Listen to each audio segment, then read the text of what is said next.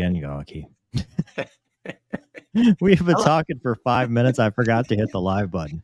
It's Now these you have to headphones. I'm telling You you, have to sing again. if only I had a producer that, boy, It was the best 5 minutes of the entire We're podcast career. We're not. So, hello, everybody. Welcome back to the show. Hello, We're only everybody. 5 minutes late. Shanghai said he's going to be A10 standard, 45 minutes late. So he's going to show up eventually. We made fun of him. We made fun of him, and look what happened. Karma, dude, it gets you every Karma time. got me hardcore. Got me too. No one else noticed that I never hit the go live button. No, dude. So I'm wearing headphones today, and it makes me sound like I'm smooth jazz because I can hear myself now. So I have to sound like Batman. Sorry, I sang "Happy Birthday" the first iteration. I'm not doing it again, but happy birthday, Gonky. Thanks, man. 21. Everybody knows now that it's your birthday. Yeah. But I'm glad I took a second to look in the chat to see what everybody was talking about, and everybody's like, "Well, maybe they just forgot." So. Thank you, chat, for saving me because we would have had a 2-hour show that recorded nothing, absolutely nothing. But you know what? It's my turn. It was my turn. Gonky, you had the internet stuff. It was my turn. I haven't done that in a while. Doug, remember that time I did that on one of the interviews? We did like half the interview, and I forgot to hit go live. Does it record on StreamYard regardless of whether you go live? You might it doesn't record till you hit go live. So dude, it's like you forget to turn the HUD tape on the first time you gun somebody. It's like, son of a jeez. Dude, well, I know. I've been there in the race car. Well, here's $5 for my invalid. I didn't record the tapes. Anyway, we do have a show for you today. Once Shanghai gets here, we're going to talk about some A10 stuff and multi-role stuff and all that. But as of now, hey, the appearance of DoD in visual information does not imply or constitute endorsement. Views are our own and not that of the DoD, just a guess. Because that didn't show up because I just hit the panic button. Right, not DoD approved. Not DoD approved. Not DoD approved, not company approved. Probably not any of our family members approved, not approved by our friends, except for us, our circle of trust. Yeah. And for sure, please don't sue us.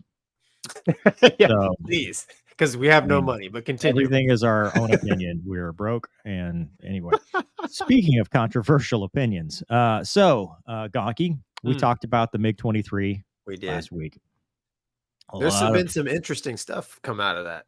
There has been some interesting stuff, and we're going to take a look at a clip, which I hope I put it back where it's supposed to be, so to speak, because we were listening to it before I realized we weren't live.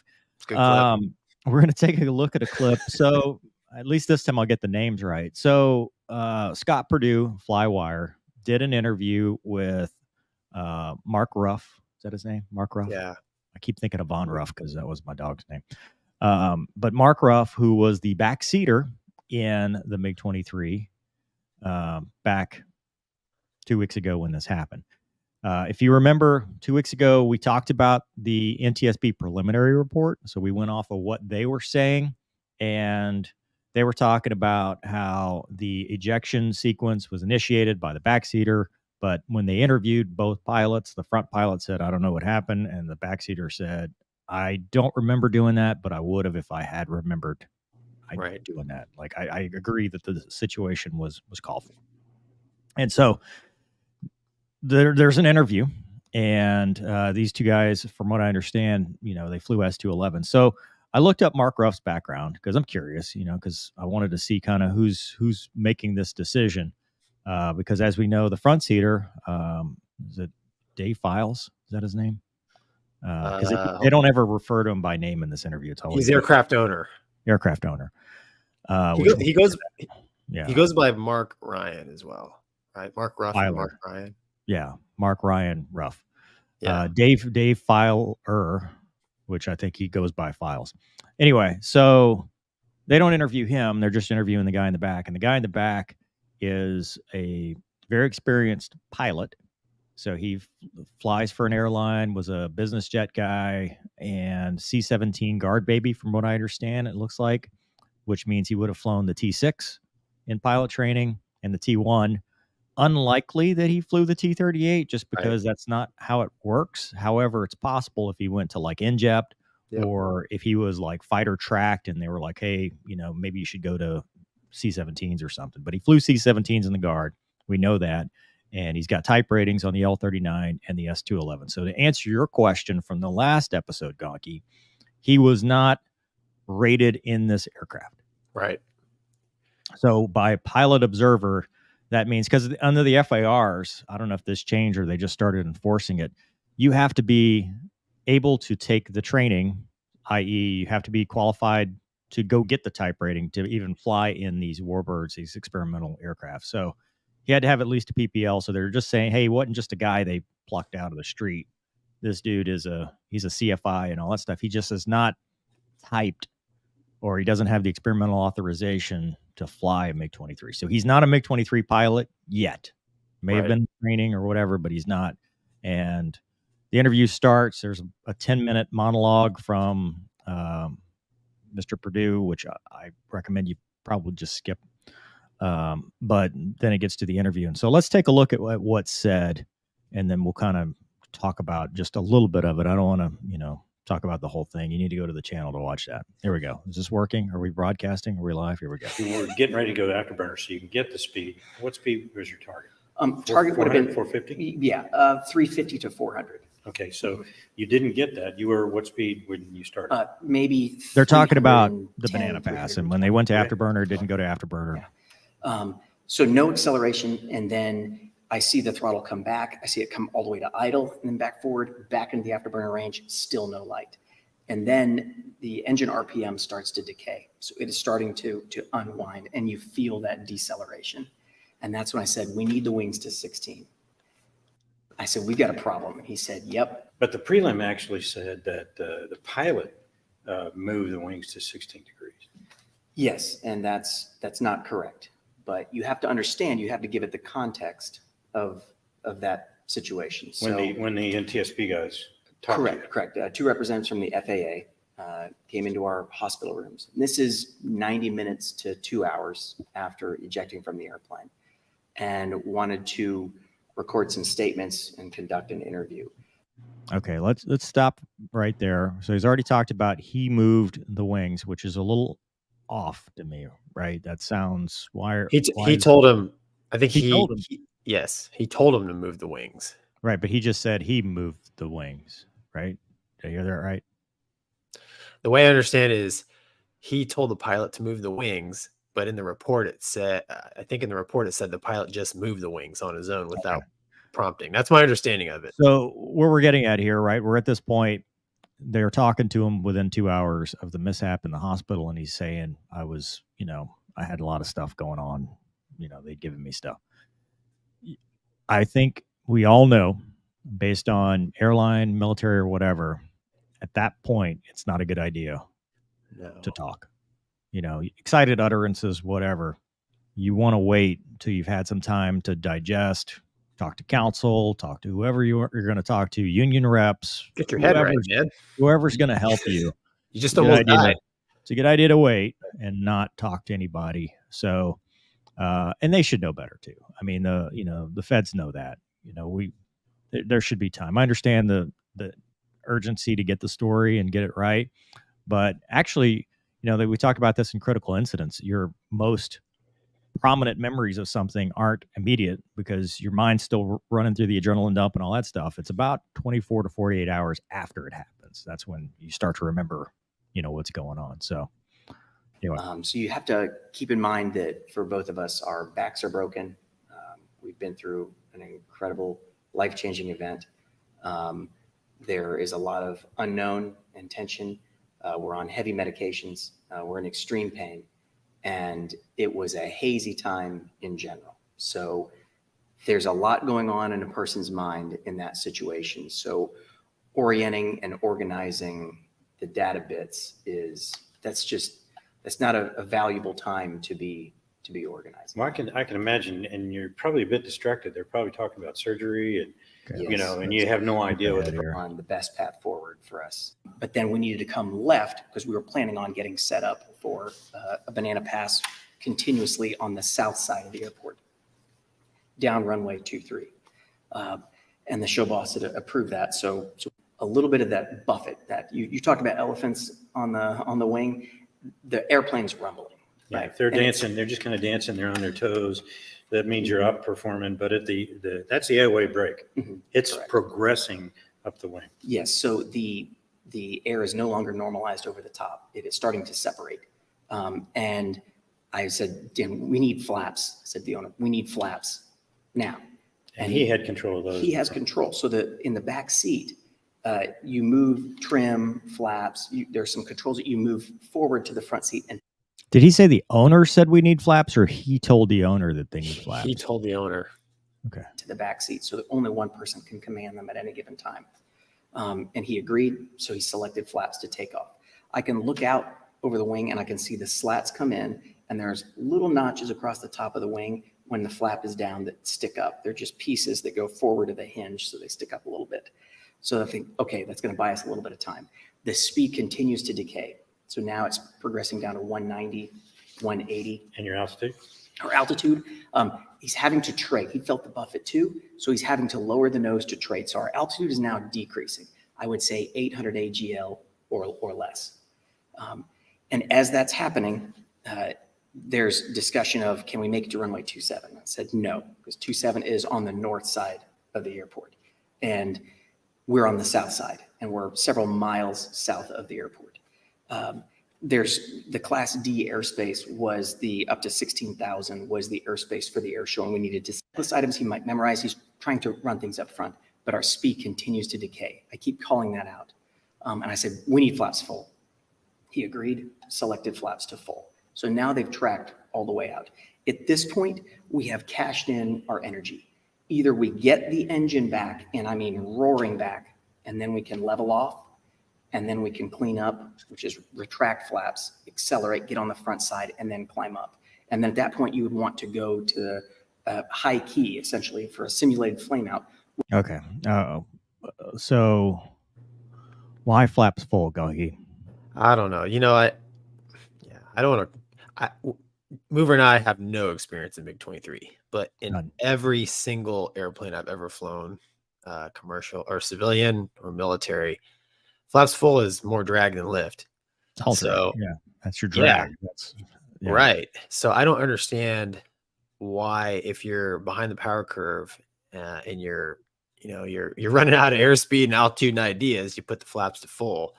Not only does that create more drag, but stalling is a function of AOA. And you throw the flaps down, and you're effectively increasing your AOA, which that's the Colgan air crash. That's what the first officer, she threw the flaps down when they were about ready to stall and just worsened the situation. So I don't know why he would say we need flaps full when he's concerned about putting energy on the airplane.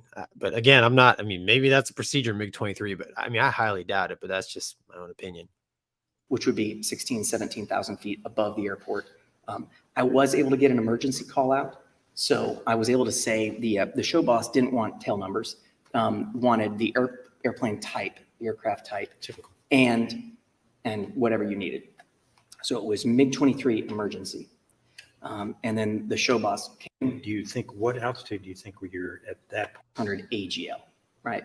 So we're trading altitude to preserve the airspeed that we have left, which isn't much. So 180 knots or less. I asked what's in front, and he said, apartments, I'm coming left, something to that effect. Starts to come left, and I said, we're going to have to get out. There was some silence. He might have said something, might have mumbled something. I'm not absolutely sure. And then we got back into the buffet. So the airplane is now rumbling. So the nose is up, but our flight path vector is coming down. And that's that angle of attack split. And that's when, and you feel that it's not a ground rush, but you're just aware that the things in your peripheral vision are getting higher. They're coming up this way. They're coming up this way. Yeah. And that's when I said, eject, eject, eject. And I grabbed and squeezed the pistol grips. You rotate at the elbows. And that's when the sequence started. Okay. He talks about the sequence there. We don't need to go through that. Gonky. Well, it sounds so that, like, if we didn't know the background, right? Like, if I didn't look up all this stuff and I didn't know, I was just listening to him talk, he sounds like the IP. Yeah. This sounds like somebody who's calling the shots as the aircraft commander. That is kind of the problem I have with this interview. First, the entire interview, I think, is poorly timed and poorly thought.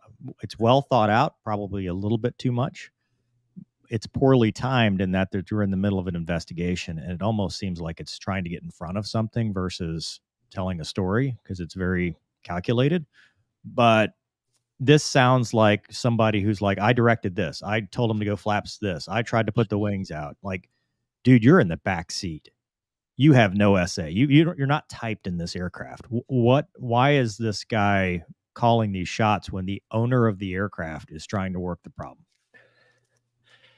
Yeah, man, I mean, here's the thing. At the end of the day, thank God they're alive, and it's just a MiG-23 that's smoking a hole in the ground. True. Yes. Now, what makes this kind of polarizing is usually it's, it would be both guys telling their story together to explain or defend or whatever, and it would be after the official investigation. It wouldn't be, I mean, I was really, when you sent me that link, I'm like, this just happened. Like, Right. and why, and when you listen to him talk, he never refers to the pilot as whatever's, his call sign, his real name, or my buddy or whatever. It's the aircraft owner. And I got to believe that they were probably friends on first name basis or something. So what makes it polarizing is there's probably a disconnect between what actually was happening and what actually happened. And in the reason why I'm interested in it is just, for the safety aspect of it, like what happened? Like, was it communication? Was it, did he just get scared and pull the handle? I mean, I don't know. I mean, I will say this, he paints a picture of ejecting at the last second. Whether that's true, I don't know. There's 2 dead guys from my rag tour because the Wizzo was a half a second too late pulling the handle. So, I always taught, and I'm an advocate of eject early and eject often. And then we'll just sort it out, once we get on the ground. So this is one of those cases where we're just sorting it out on the ground. It's easy to armchair quarterback, but there's a lot of things, the flap thing. And like you said, Mover, he has an awful lot of SA and command authority. I got you. So I went back because Eric Johnson, great guy, met him at Heli Expo 2 years ago. Awesome American. Eric Johnston, you go to his YouTube channel. He's got over 200,000 subscribers now. He met with this, and I was actually invited, I think, this day because they were flying with the S211s and stuff back when we were talking about fights on, because it's the same group. It's a small community. But he did a walk around, and the guy's so proud. But listen to what he says getting in the back of this aircraft. I laughed at this. I flew back here for 15 minutes once. I said I'd never fly back here again. But Z, first of all, that's look a at Navy that guy, dude. That is a Navy guy. But second, look at, dude, I wouldn't fly back here. No, like, I you hate the can't back see. seat with all the visibility. Dude, this is a coffin. This is like the SR-71 that's just got it.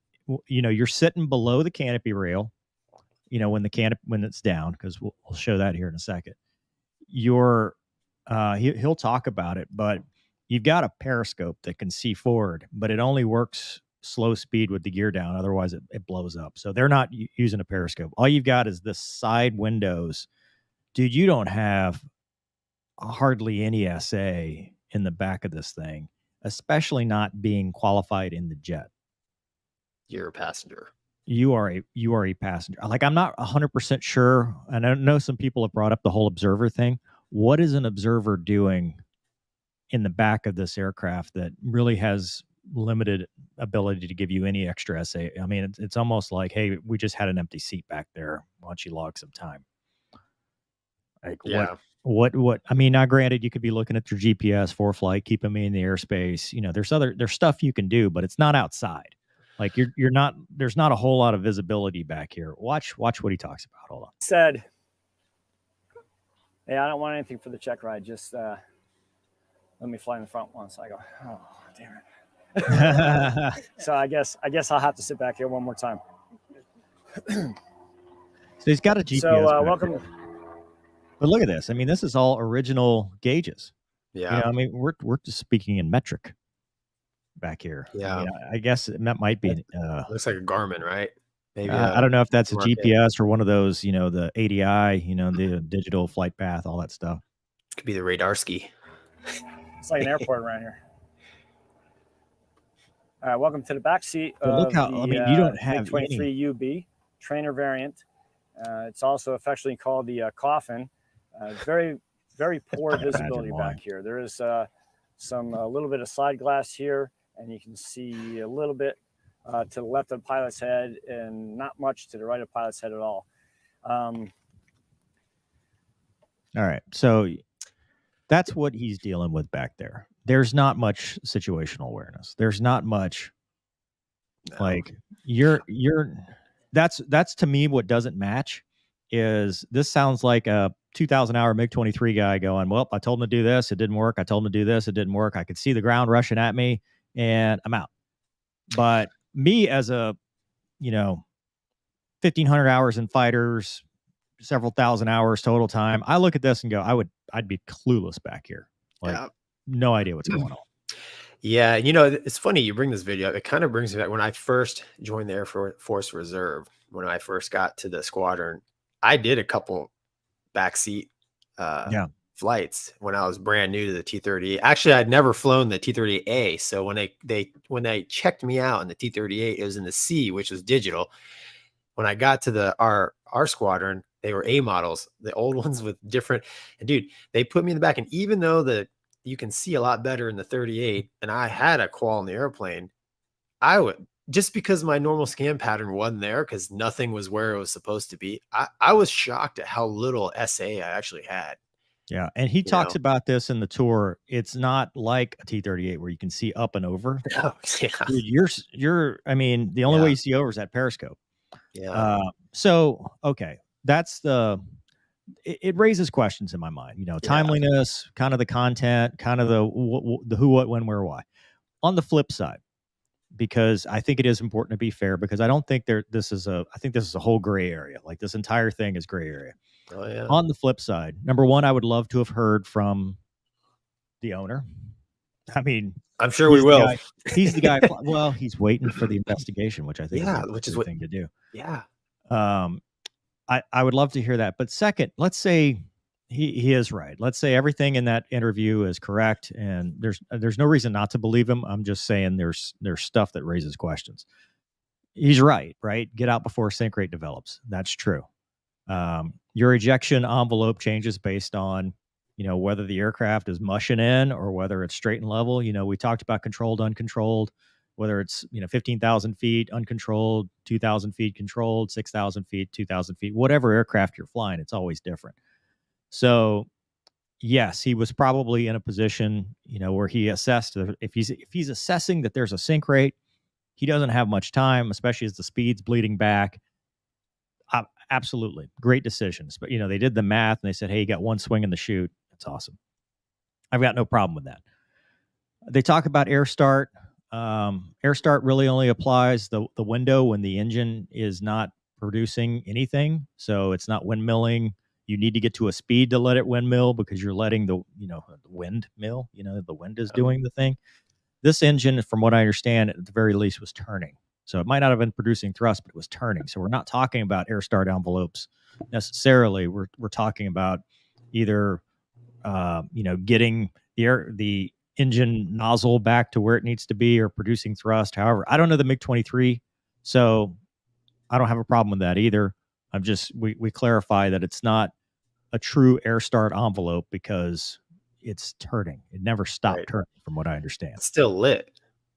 Right. Allegedly. It's still lit. It's just not producing thrust. Now, if you have to shut it down, it's still turning. It doesn't just, unless it compressor stalls or gets fire fodder or frozen, it's still going to be turning. So you're not necessarily needing to get in that big window. So that's kind of a different consideration in general. But what I would like to know is what was the pilot in command thinking or doing? Because this still, I go back to our first conversation. Doesn't matter, the details will be, I don't want to, we're not going to speculate to the point that, we're trying to solve the mystery. I'm asking questions. what was the And- actual problem is the main question. It's like, what was Right. actually the problem? And I think we're going to go back. Even our initial assessment is going to be accurate. It's a crew coordination thing, because if this interview is 100% correct, I think there's a crew coordination problem because the backseater is driving this fight. Yeah. This does not sound like a back and forth, back me up in the checklist. This is, hey, put the wings out. Hey, put the flaps out. And it's like, we don't know, because we're never going to know, right? There's no FADEC, there's no digital equipment recording, there's no DVR as far as I know. We don't know what the pilot was doing. If you're telling, imagine the essay dump, right? If you're in the middle of working a problem and you got somebody in the back going, hey, put this, do this. Hey, do this. And you're like, hold on, dude, I was just like, I'm working this problem. Like, it doesn't sound like there was a lot of back and forth just from what he's saying. Yeah. And I always try to put myself like in their pilot's shoes. And I mean, probably the T-38 is the closest thing to MiG-23 that we've flown. And I would never consider putting the flaps to 60 to buy more time. You know what I'm saying? Like at that point, Yeah. I mean, we talk in a couple seconds. I'm like, I'm just going to shell out of it. So, I mean, clearly the guy flying didn't deem it. But he did necessary. it. If you look at the pictures, they did it. So I know, but maybe he just did it because Yeah. hey, okay. I don't know, man. I don't know, but it's odd to me. Yeah, and it's also odd. I can understand the bailout decision. You've got more experience with backseaters than I do. Everybody I've ever flown in the backseat, other than you're the only. Well, there you go. You and T-Bear. But we were in T-38s, right? If you punched out, see you later. I'm going to land this thing and laugh at you. Yeah. But we're in a jet where two people, other than IP student coordination, in which case the IP does hold a hammer because the IP is qualified in the aircraft. In this situation, I've never been. I'd love to get Rain Waters on here because that's a perfect example. He flew. He's got a video on the Afterburn podcast of him flying a C-130 guy. That is more equivalent to this, where you take somebody that's got wings on their chest. They've been through some level of pilot training, but they're not single seat fighter guys. So how much input do you take from somebody that is not qualified? None. Well, I mean, think about like T-Bear's last flight, right? I had his buddy in the back who's a C5 guy. Oh, that's true. Yeah. And he didn't have a lot of SA back there because I mean, he's he's not his. It's not a familiar cockpit to him, right? And I mean, we went out and flew, and I was having to, just talk. I was giving him like I was a tour guide, and it was pretty apparent to me that he was just along for the ride, and I can't actually imagine him having enough SA in a real emergency, other than, hey, dude, I see the flames back here. Well, so there was, now I will say it makes me think of another such scenario where I had one of the lieutenants flying with me. Remember little short guy? He looked like a little miniature version of Red. Oh yeah.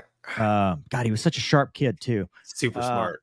Yeah, he was a smart guy, and that's so I took him in the back. We did one of the ACT rides, the big 4V 20 something, right? And he's not qualified in the jet, but he's riding because he wants to sandbag to get some experience. So he's got T-38 experience. So he's been through IFF and stuff. And we go through, like, we're just trucking along till we're moving, and an F-22 comes like from high to low, like scorching through our block because he has no idea we're there. And he called him out. Like, he's like, hey man, look at your 2 o'clock high. I was like, holy Jesus. Okay. I'm writing that time down. Yeah, and I would, thanks. So that is an example of somebody which may be the case here, somebody who's studying for it, right? So, Mr. Ruff could be studying towards his, that's because what impressed me about the interview is he sounds like he knows what he's talking about. Like he's saying things about systems, about MiG-23 stuff that I'm like, that sounds like somebody that at first I thought he flew it. It wasn't until I looked it up that I'm like, well, he's not a rated guy. He didn't take the check right, but that doesn't mean he doesn't know. So it is feasible. Like it is believable that he was well versed in the aircraft because he was studying and he was riding along to get build hours towards his own type rating. Yeah, man, when I was an IP in the Rhinoceros Super Hornet, and I was in the back, so the like BFM, for example, the dynamic flights, basic fighter maneuvers going right.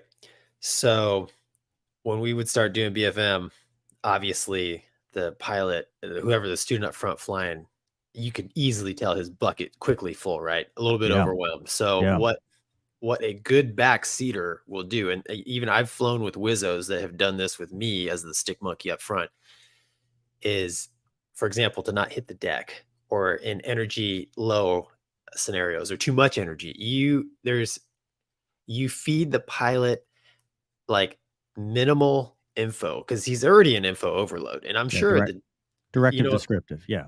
And you got to be you really got to be careful, because if you start doing what this guy alleges he did, it's really easy to start just becoming a voice activated machine. Puppet master. Yeah, you stop. Dance.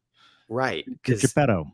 Exactly. You stop being a pilot and you just start being an extension of the voice that's coming to you. And I remember as a student kind of doing that, because I'm not doing so well. The IP's trying to help, but he's feeding me too much. And now I'm just I don't know what I'm doing. I'm just doing what he told me right now. OFF, turn the goddamn temperature down.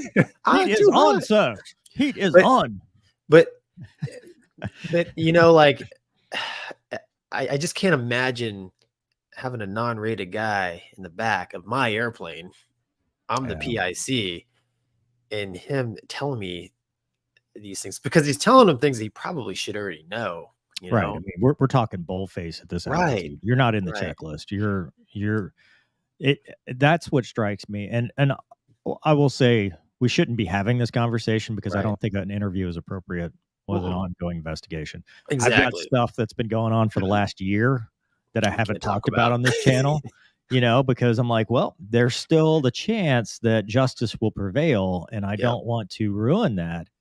Right. You just don't want to get you don't want to muddy the narrative. I get that.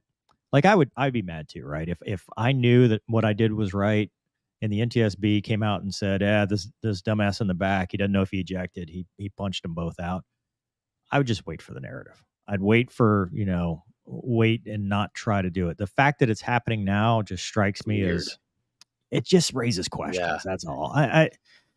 I just don't understand the dynamic here. The crew coordination of somebody who, second, third, fourth, fifth time even in the jet from the back seat. Dude, I guarantee you the owner, like he was just talking about, the owner, you throw him in the back seat, his essay's gone.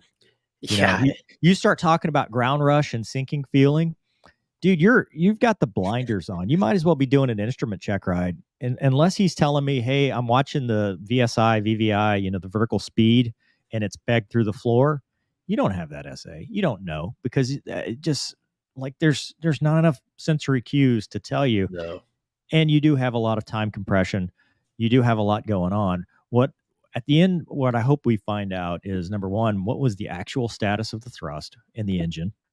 What was it producing? And what was the PIC's perception of this at the time? Was he, like you said, was he overwhelmed and about to ride this thing in because he didn't know, he thought he had more time than he did? Because it's true.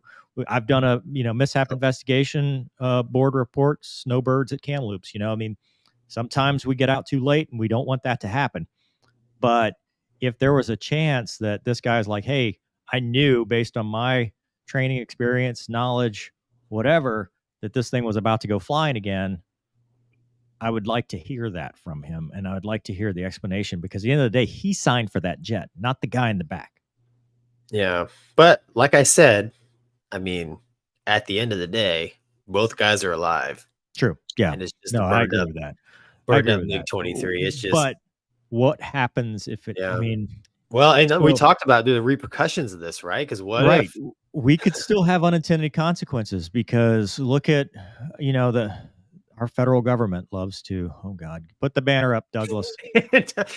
Well, we like to have knee-jerk reactions, and 100%.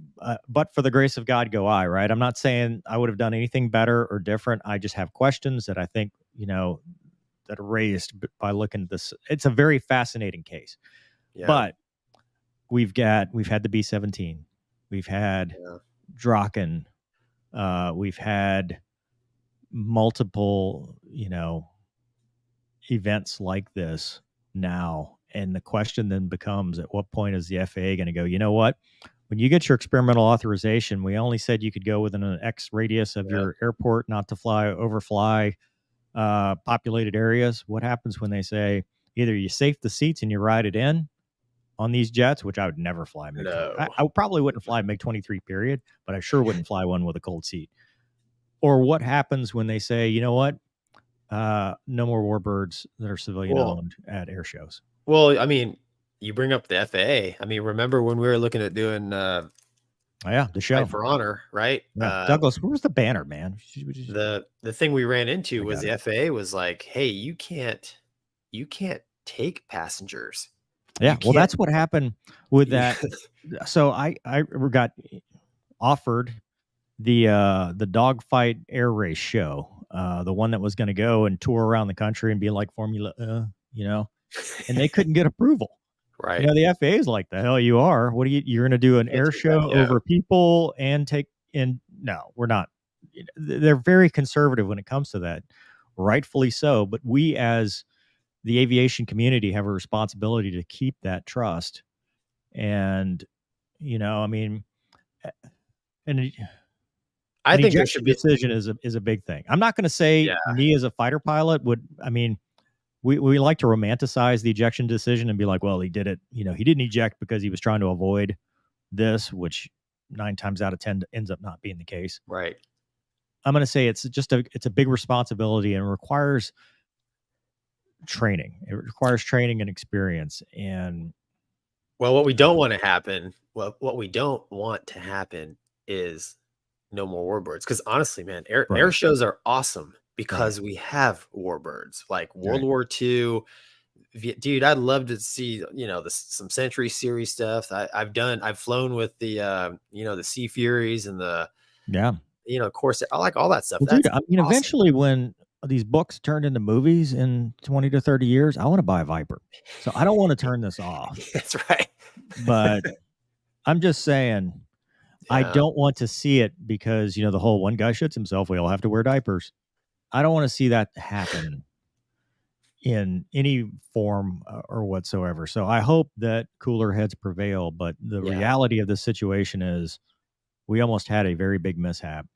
Yeah. And it's important that we understand. A bigger mishap. Right. We're very fortunate that it did not become a bigger story than just, hey, man, you shouldn't have done an interview 2 weeks after it happened. Yeah. I mean, if that's the biggest problem and we only lost a MiG-23. Yeah. That's a win. It used to be a target. These jets used to be FOD anyway. We were going to shoot them down. All right, well, lost one in the golf course. Yeah. It will be interesting, though. See what happens of it. We'll just have to wait. Any reattacks on that before we move on? Douglas, I think we got some super chats. Douglas, are you still here? I am. All right. Let's see. What do we got today, Douglas? 10 of the king's finest English pounds for each of you gents. Thanks, James. Maybe you skipped a couple, man.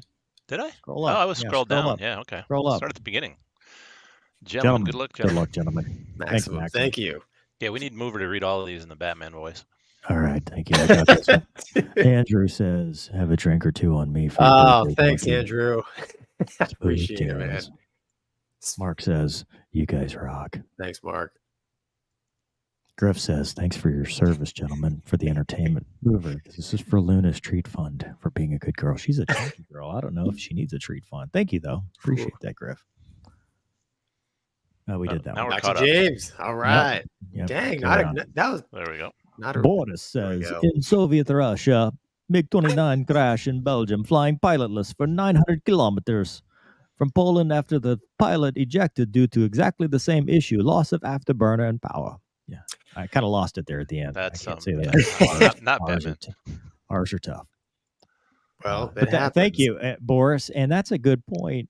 One of the MiG-23 guys, there's a YouTube video even linked in the thing that it had happened, and it also had happened in this actual aircraft. So it was something which can go either way, right? You can say it's happened in this aircraft, therefore it's a progressive failure, and there was no fixing it. But you can also say it's happened in this aircraft, and I'm the owner of this aircraft, and I know it's going to happen, and I know exactly what to do. Just give me a minute. Yeah. Well, Boris, they've had, I know a guy who accidentally punched out of a Hornet behind the ship, and it flew around for a while by itself. Yeah. And well, it did not keep flying. Now, granted, its trajectory, it's in a turn. It's not gonna, I've heard many, exactly, F-16 where the jet comes and buzzes you. And you're like, dang it. ooh. Tim says, happy retirement Thanks, Tim. contribution day. Keep it up, sirs. When is Lou fully qualified? We've got 6 more weeks. No, 3 more weeks. 3 more weeks next week. So Awesome. Should be good. Yeah, she's doing great. She's a rock star, man. I love that dog. Douglas says, is manned CAS obsolete going forward? Oh, Well, wait till Shanghai shows up with man, A-10 Douglas. being retired and Ukraine showing limits on manned helo jets. Will the Air Force risk F-35 S-16 on CAS bombing and strafing runs even with seat? Douglas must have read the script. Yeah. We're going to talk about that. However, I don't think CAS is ever going to be obsolete. It's going to be Never. there in some form or another forever. Yeah, because dude, if you own the high ground, you have an advantage, and there's no higher ground than the air, right? So Yeah, you just have to. You have to have that. You have to have the air superiority. Right. Oh, did I do this one already? Or did Yep. Okay. Thanks again, Tim. Happy birthday, Gonky. Thanks, man. Hope you and your family had a good holiday. Now, is the holiday he refers to Labor Day or your birthday? Both. Yeah, okay. Garrett says, off Thanks, topic, Garrett. if you could have flied any other aircraft besides the one, stop it. Stop laughing. Besides the ones that you guys have flown, what aircraft would it have been? Happy birthday. I'd say the A-10. There's a whole bunch of them. Yeah. I mean, A-10's one of them for sure. F4, F8. F4. Oh, we got an F4 story. Yeah, we do. Is it true that some Navy pilots lost their wings for doing a flyby at a football game too low? Yeah, they went into the stadium. Yeah, they did was it 204? No, it was Marines. I thought it was Marines that did that, where they went like the dude went and then he went vertical. There's probably multiple.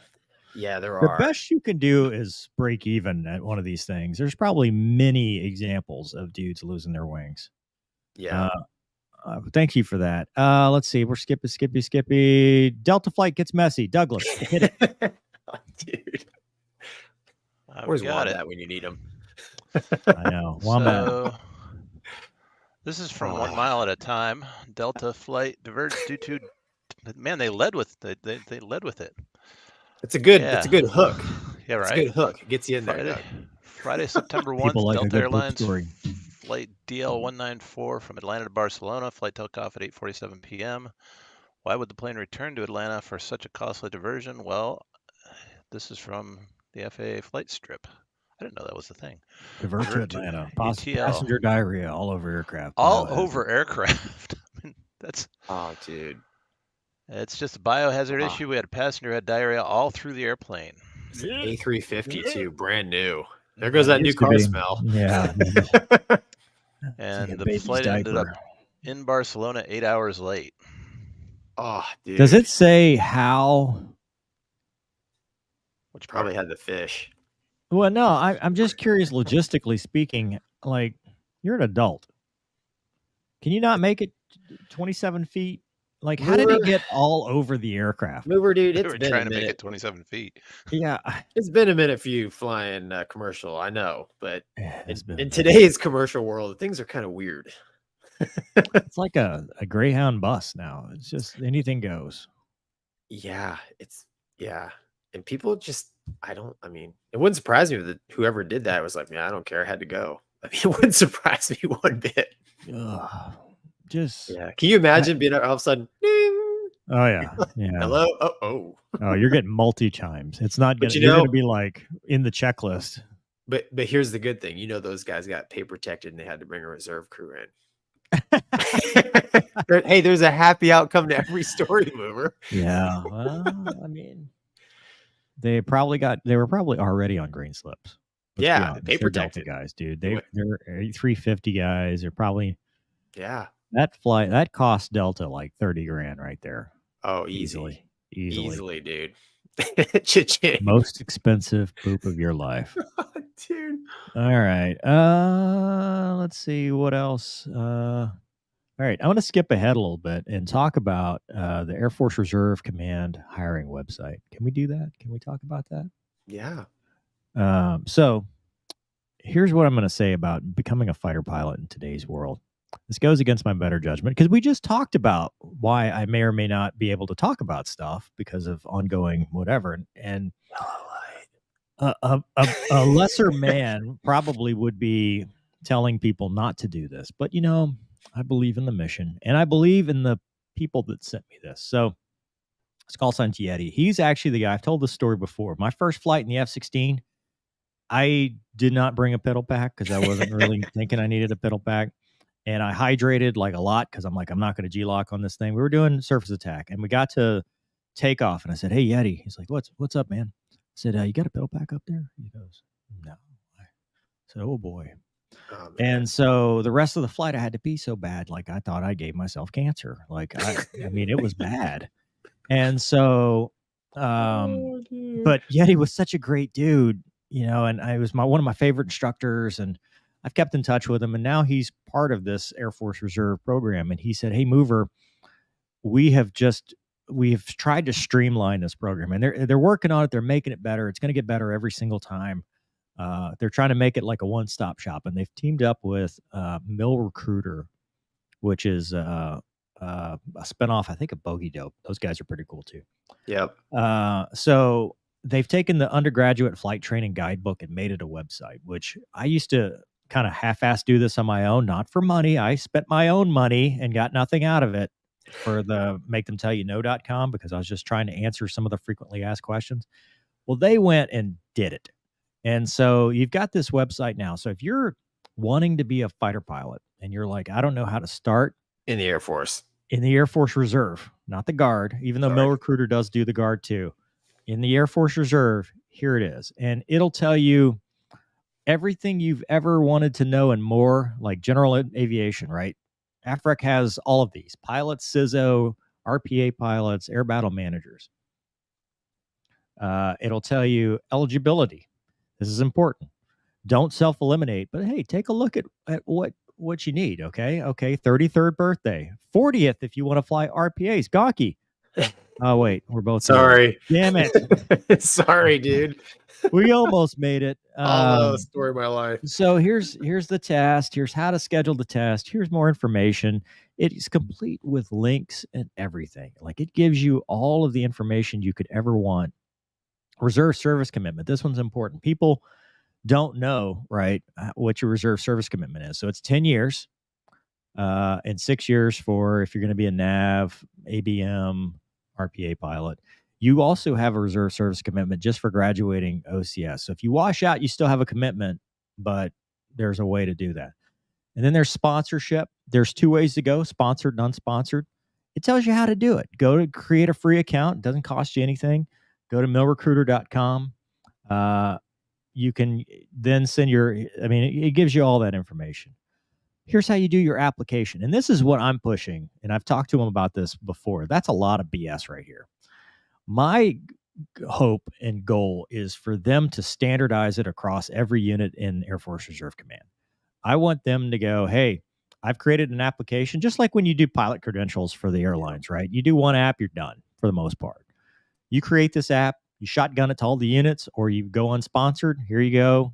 I'm selected, I'm qualified. But here's how you create your application. I will say under the current system, if you are aspiring, read this, do what they say, do it exactly as they say, because it's attention to detail. You won't be selected if it looks like you're half-assing something because you thought you could do it better. And then selection boards. It even tells you, here's when the selection boards are out. Here's when it's open. So what is it? We've got the next one. There's ROTC. So ROTC cadets could even come to the Air Force Reserve Command if you don't want to be active duty and you're in ROTC now. 11 October would be the next one. 10 January. After that, 10 April, etc. Training pipelines. This explains kind of the process. Here's what you're going to do. You're going to go to officer training school. You're going to go to IFT. You're going to go to SEER.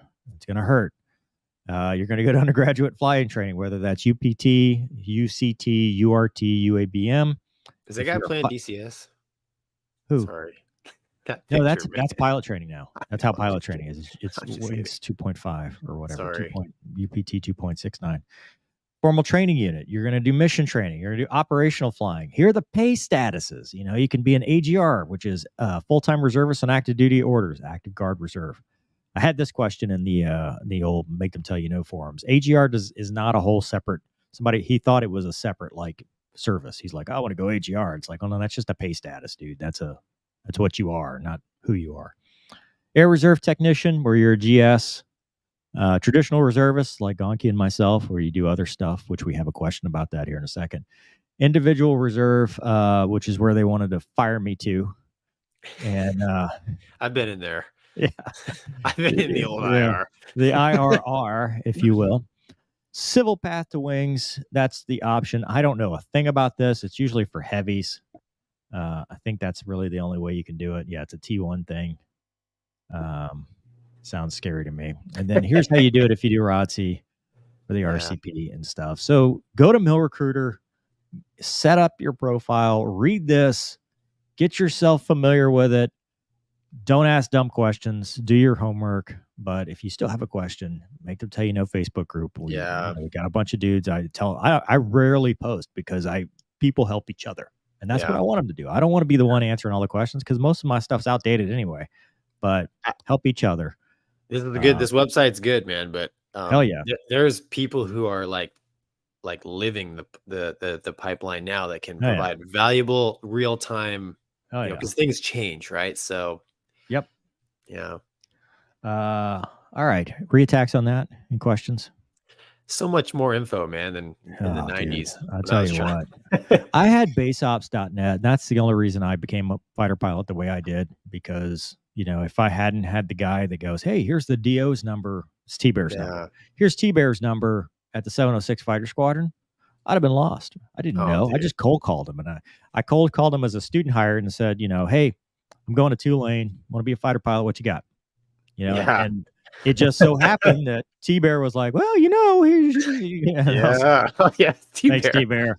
Without that, because I went to the Air National Guard and, I sat in the squadron commander's office and he goes, well, you're going to have to enlist. I want you to enlist right now. And I'm like, sir, I'm on a scholarship. I don't know how to do that. He's like, you're going to have to enlist. Yeah. If you don't enlist, you're not gonna get a pilot. I'm like, I got the it just got lucky. Speech. Yeah. It just got lucky. So there's unlimited amounts of information at your fingertips. Here's a new thing. And Afric is trying to make it even easier for you. I sound like this is an infomercial, but I believe, here's the thing I'll say. It's awesome the first 10 years. Yep. It's awesome the first 10 years. Second 10. 1000%, you will find no better flying in the world than flying a military aircraft for your country. But on the flip side of that, make sure you're doing it for the right reasons, not to just fly, but to serve your country. Yep. That's it. Don't be selfish. Don't be a douche. Don't be a douche, as Duke says. I didn't put this one up there, but here it is anyway. The Turkish, what was it? It's not the Terminator. It is the Terminator. I kept saying it was the Intimidator, which is I think that's a version of the Monte Carlo. That's Dale Earnhardt NASCAR. Yeah, it's Dale Earnhardt. Out of Turkey today, news has come out that an accident. So he didn't punch off the tanks; they just fell off. Here we go. You saw that smack. There it vertically. goes. Oh no. Yeah, I mean, why? That's the aftermath right there. Good catch. I mean, dude, we know a thing or two because we've seen a thing or two. Is that a centerline tank? Dude, I don't know. A Terminator is an F4. Yeah, based on my research I did, but I don't understand why it was falling straight down. The physics don't really add up on that one. I agree with that. No, unless he was vertical or straight up or straight down. But even then, I'm like, I don't know. Maybe it petered out of forward velocity and it just started. I don't know. It seemed like it'd be more of an arc though. I'm equally confused as well. Again, thank God nobody was killed because obviously, tanks are heavy even when they're empty. Yeah, nobody was in the car. That was fatal. That would have been a fatal. 100%. Yes. For sure. But anyway, have you ever had a situation where you thought about punching off your tanks? No, I haven't. I mean, there's been. Sorry, go ahead. Go ahead. No, I want to hear the story. No, I mean, there's been, this could have been an, accident as well. There's been a couple cases where dudes get launched off the front of the carrier, and as soon as the weight off wheel switch goes, the tank comes off because of a, switch failure or something like that. But yeah, I that mean, was high. That was not very. low at all. So in the F-16, and then going back to the MiG-23 thing, right? I always zoom, source, jet, eject, zoom, source, jet, eject. I mean, that's your bullet phase, right? Yep. If you're low altitude engine failure, zoom, source, jet, eject. Yep. So, and the reason you do that, because you want to get the drag off the aircraft. So going back to what he's talking about, drop flaps and all that stuff. First off, I don't know, because the F-16 will do it for you. It's a very smart jet. But second, you want to get all that drag off because you want to minimize your sink rate. Zoom to boom. Yeah, you want to make it a very survivable. And I remember was it trim up? You trimmed up so it would mush in. You could, I mean, I know a lot of guys would talk about like just running the trim as you're zooming, to run the trim down to get it to basically mush in. But that's about the only time. I mean, other than that, you might be going on a commit, so you're doing some air-to-air stuff, or you're threat reacting or whatever. But typically, I mean, in peacetime, unless it's an emergency, you're never punching off tanks. Right. Right. Yeah. Yeah. In peacetime, I mean, in carrier ops, if you had to like trap fuel in there, sometimes you couldn't take a trap. You'd have to punch it off. But I've never seen somebody have to do that. But unless you're doing it as an emergency, right, which is just like zoom, source, jet, eject, right? So you're not thinking what's below me. You're just zoom, source, jet, eject, punch the. They call it the OG's doorbell or CAG's doorbell or whatever. It's a ding dong, thing comes off. You're going to talk to the OG. But it'd be interesting. It would be interesting to hear like, hey, how did this drop tank end up down here on top of these two cars? Yeah. Yeah. Well, but things do fall off the airplanes. I mean, I remember I was driving home. I just flown a Super Hornet. I think I was driving home and maintenance control calls me, and they start asking me like all these questions, like, "Hey, where were you when it fell off?" And I'm like, "What fell off? What?" And they said, "Yeah, you had a piece of your airplane fall off. We had a guy in my squadron, the AIM-9, the CATM 9 fell off." Have you seen that video where it lands and the CATM goes shooting across the? Yeah, my skipper trapped, and he had the CATM harm on board. He traps, and the harm comes off, skips down the LA, right into the water. I mean, things fall off the airplanes. So I've never heard of a drop tank falling off, but like I said, my buddy in my squadron, he lost an AIM-9. That thing he came back with Fallon. It's like, we got carded, right? Have you ever known a drop tank not carded with little charges? Because that's what you have to have in order. You have to jettison. Yeah, don't fly without them. Well, I mean, like some pods are not carded. So, like when we flew with the big canoe, the TARS pod, that was not carded. The F-16. Yeah, we didn't. So we didn't have. Was not carded either. No, I can't remember. Were the jammers carded in 204? I think it was. Well, the jammers we were flying with that. No, we weren't flying with like a self-defense thing. That was all. It's on the wing. I don't think it was. In the Viper, it wasn't. We didn't fly with carded jammers, but we flew with them on the wing at 204. Not the center line. Man, I can't remember. Moving on. I want to. Yeah, sorry. Yeah. Anyway, I'm getting old, dude. Come on. I tell you. One more lap around the sun. Here's another sad one. Gonky, you recently had children. Did you do the gender reveal for either of them or both? Yeah, well, just for my second one. My lovely wife wanted to. Is your wife watching this right now? She does watch. She's not. No, she does. She does watch. No, she does watch.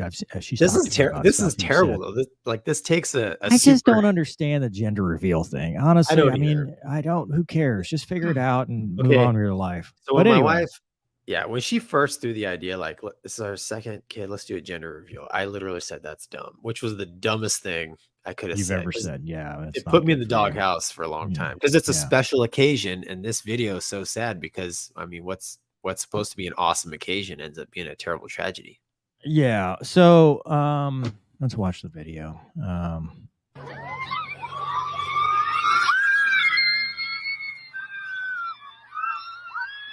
One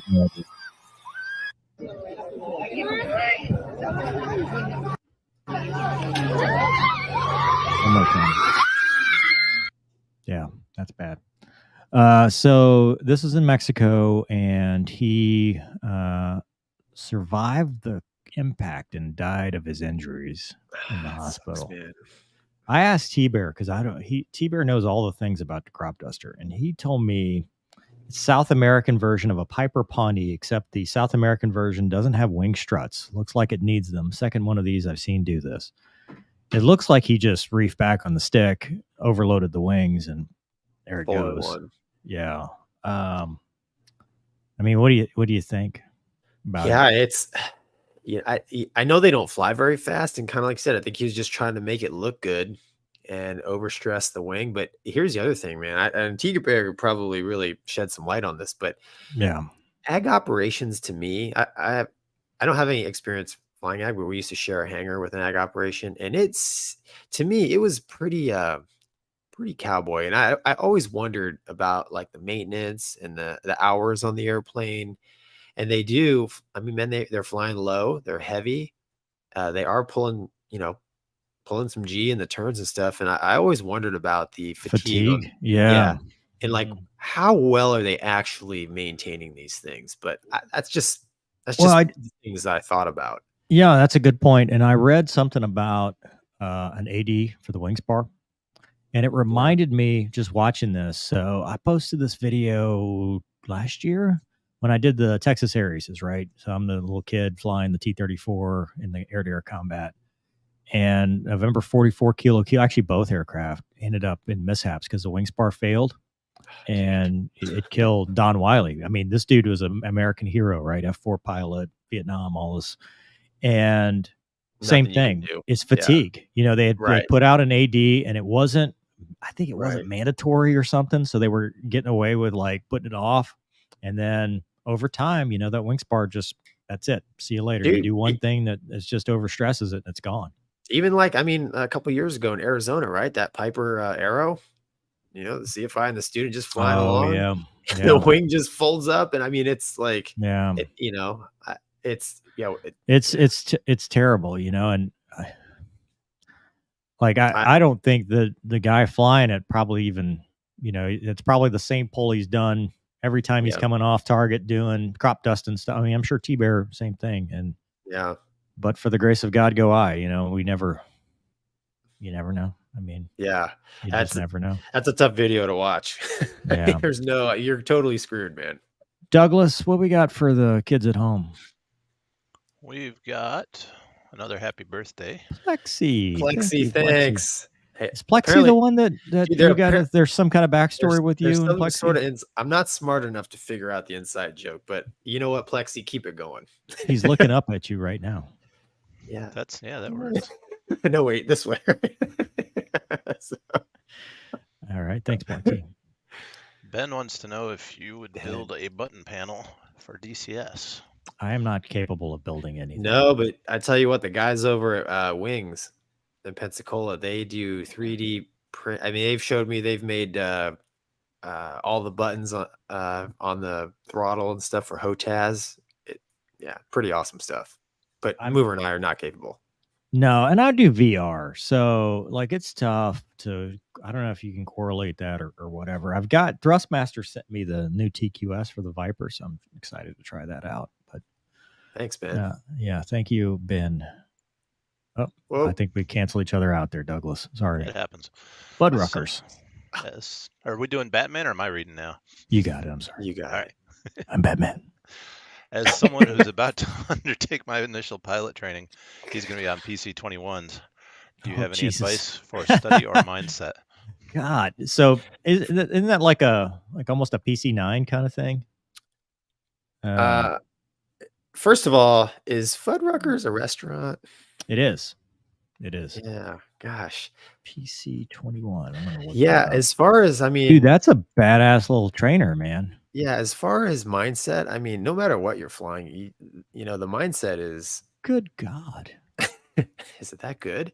Dude, it's a 300 knot trainer. Oh, yeah. The Pilatus. Excuse me. Look at this. Hold on. How do I put it up? How do I On screen, Mr. Sulu. Are we now envious of Fuddrucker? Hell yeah, dude. Look at this thing. Nope. Douglas, mine's better. Oh, dude, Look that at thing It is is. sweet. Those are better colors. Dude, look at that. That's Do cool. we know I'm anybody jealous. that works for Pilatus that could donate us one? This would have been great for the show. Yeah, that's awesome.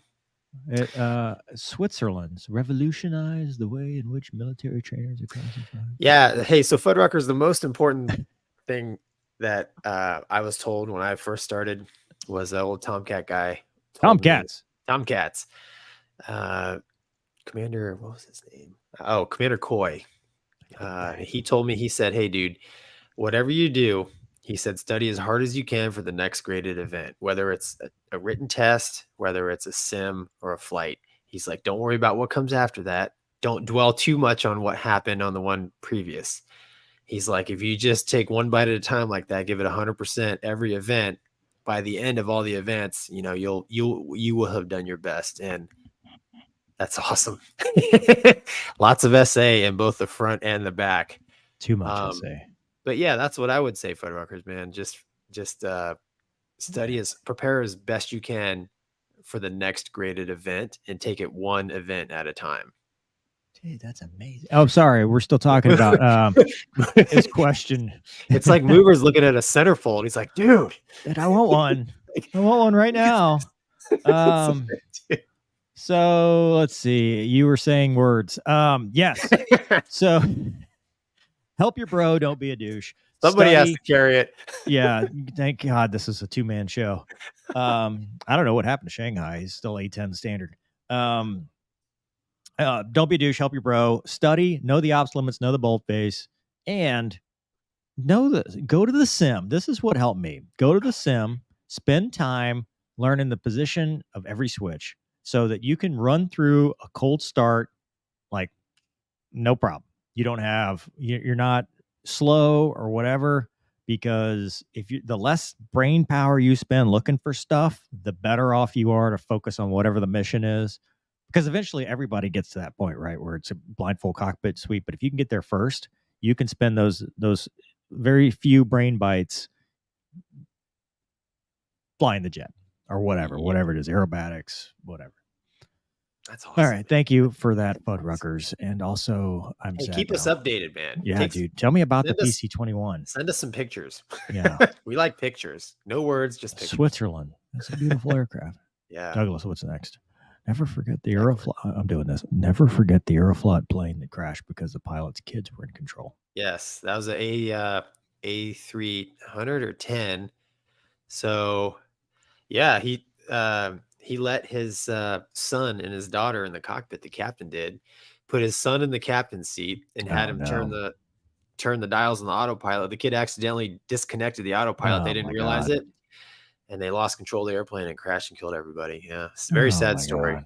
Yeah, that's terrible. Thank you, Declan.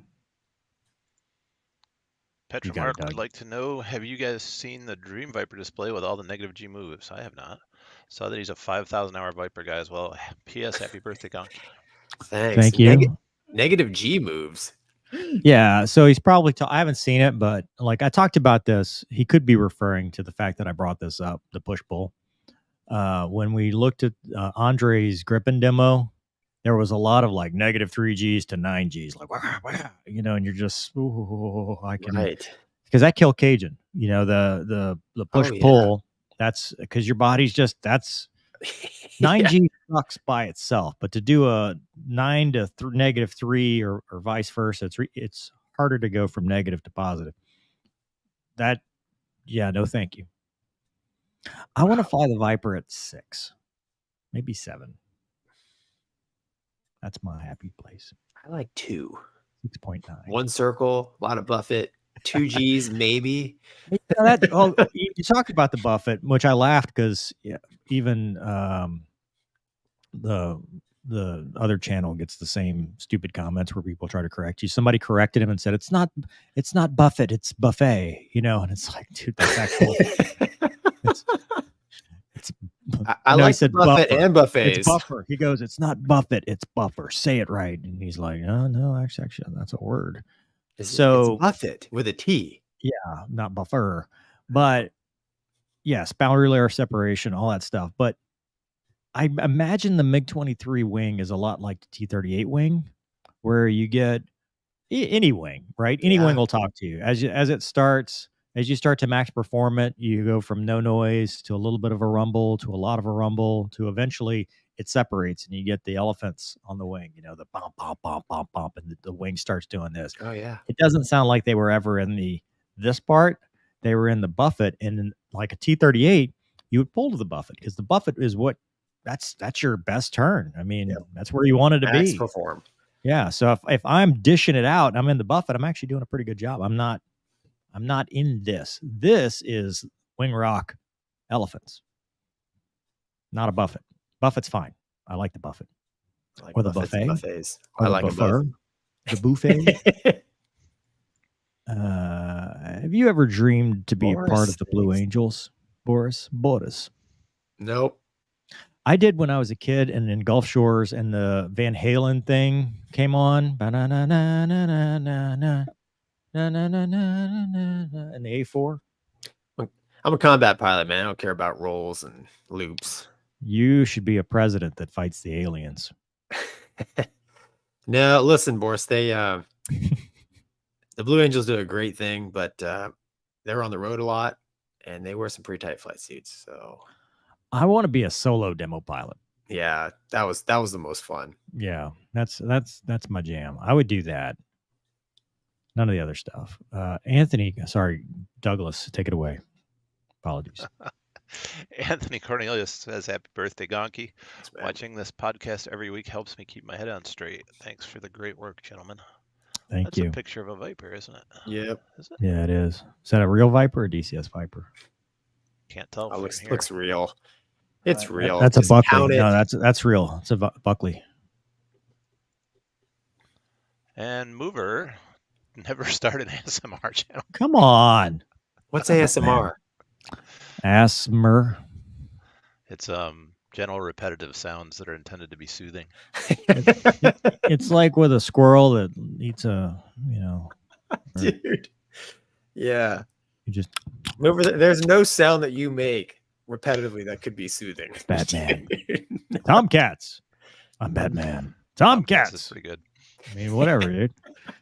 You guys are all haters. All right. Well, Shanghai has Shanghaied us.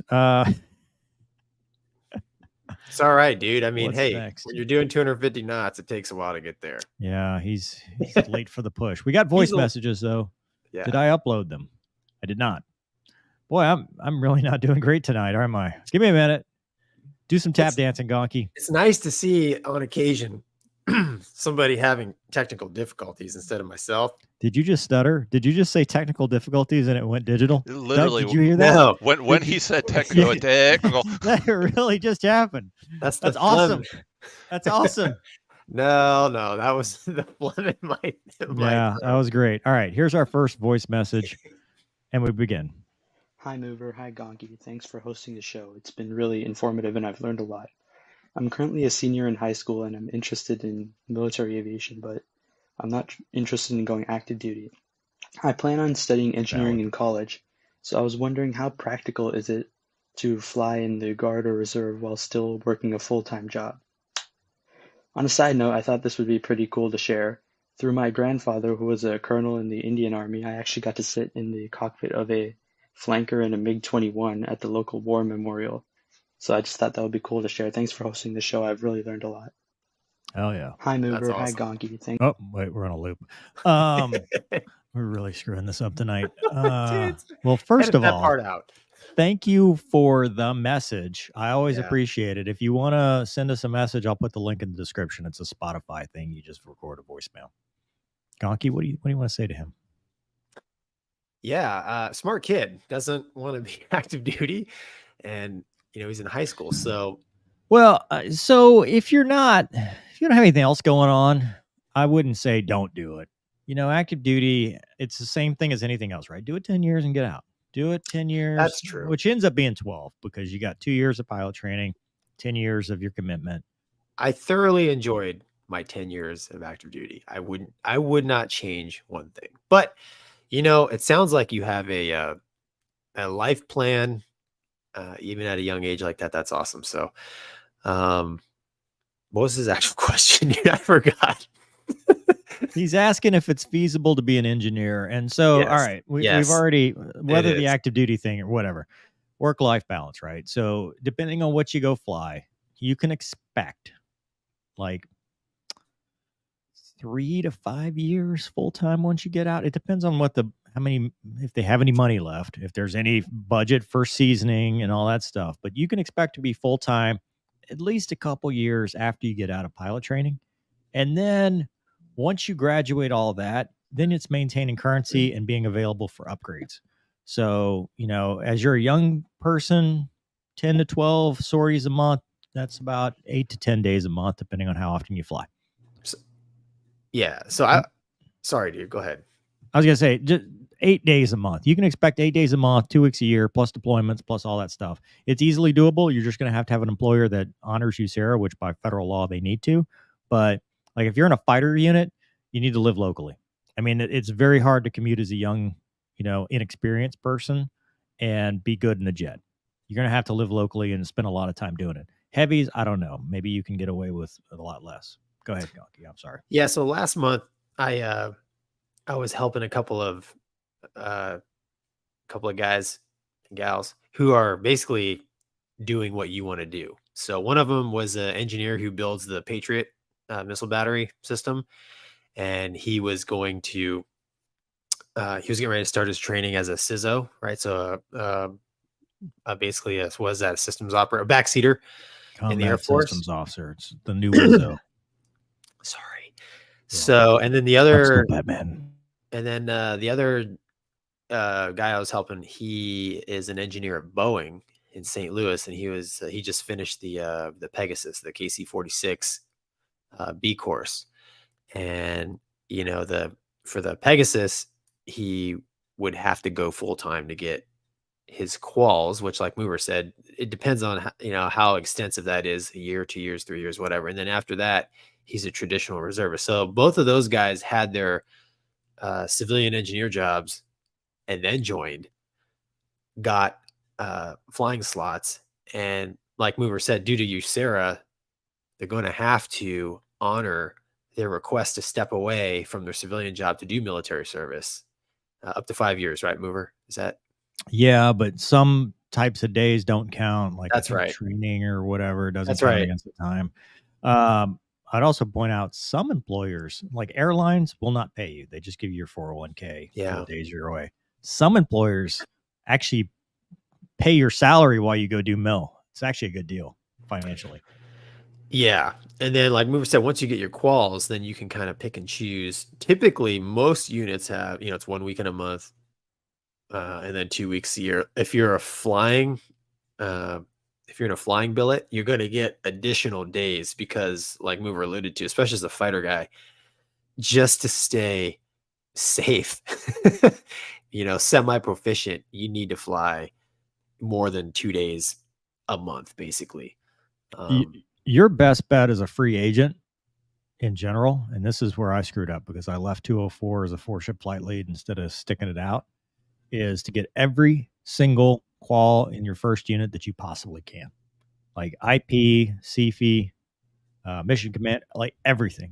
Just do everything. It's going to take a little bit longer, but be as full-time as you can. Get every qual, because then you are go anywhere. You can go anywhere, do anything.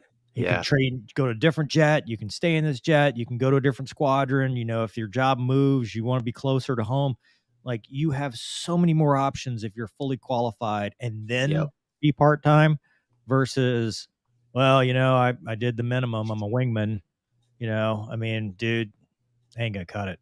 And you're a young guy, right? So, being 20 years old, it's going to be a good time, because you're going to be with other 20-year-olds and you're going to be learning new stuff, doing cool stuff. And when you're not working hard together, you're playing hard. It's going to be a really cool time.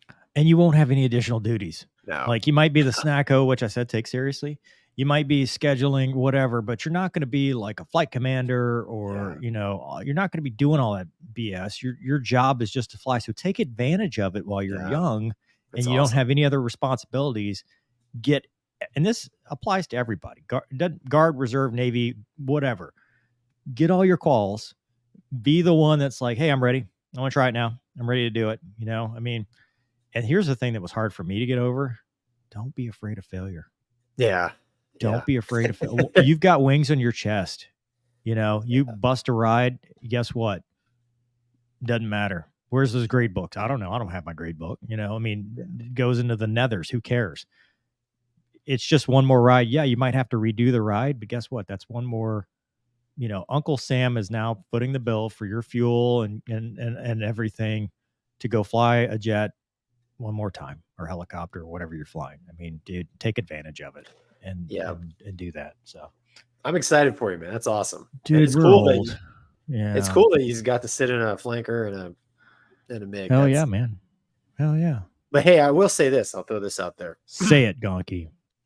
So most obviously of Indian descent. So there was a very good friend of mine was like 100% Indian from India. Yellow light, Gonky. Please don't get us canceled. Like No, the Chuck so Yeager this thing. is Oh an my God. honest to God true story. Okay, all right. His call sign was Tonto.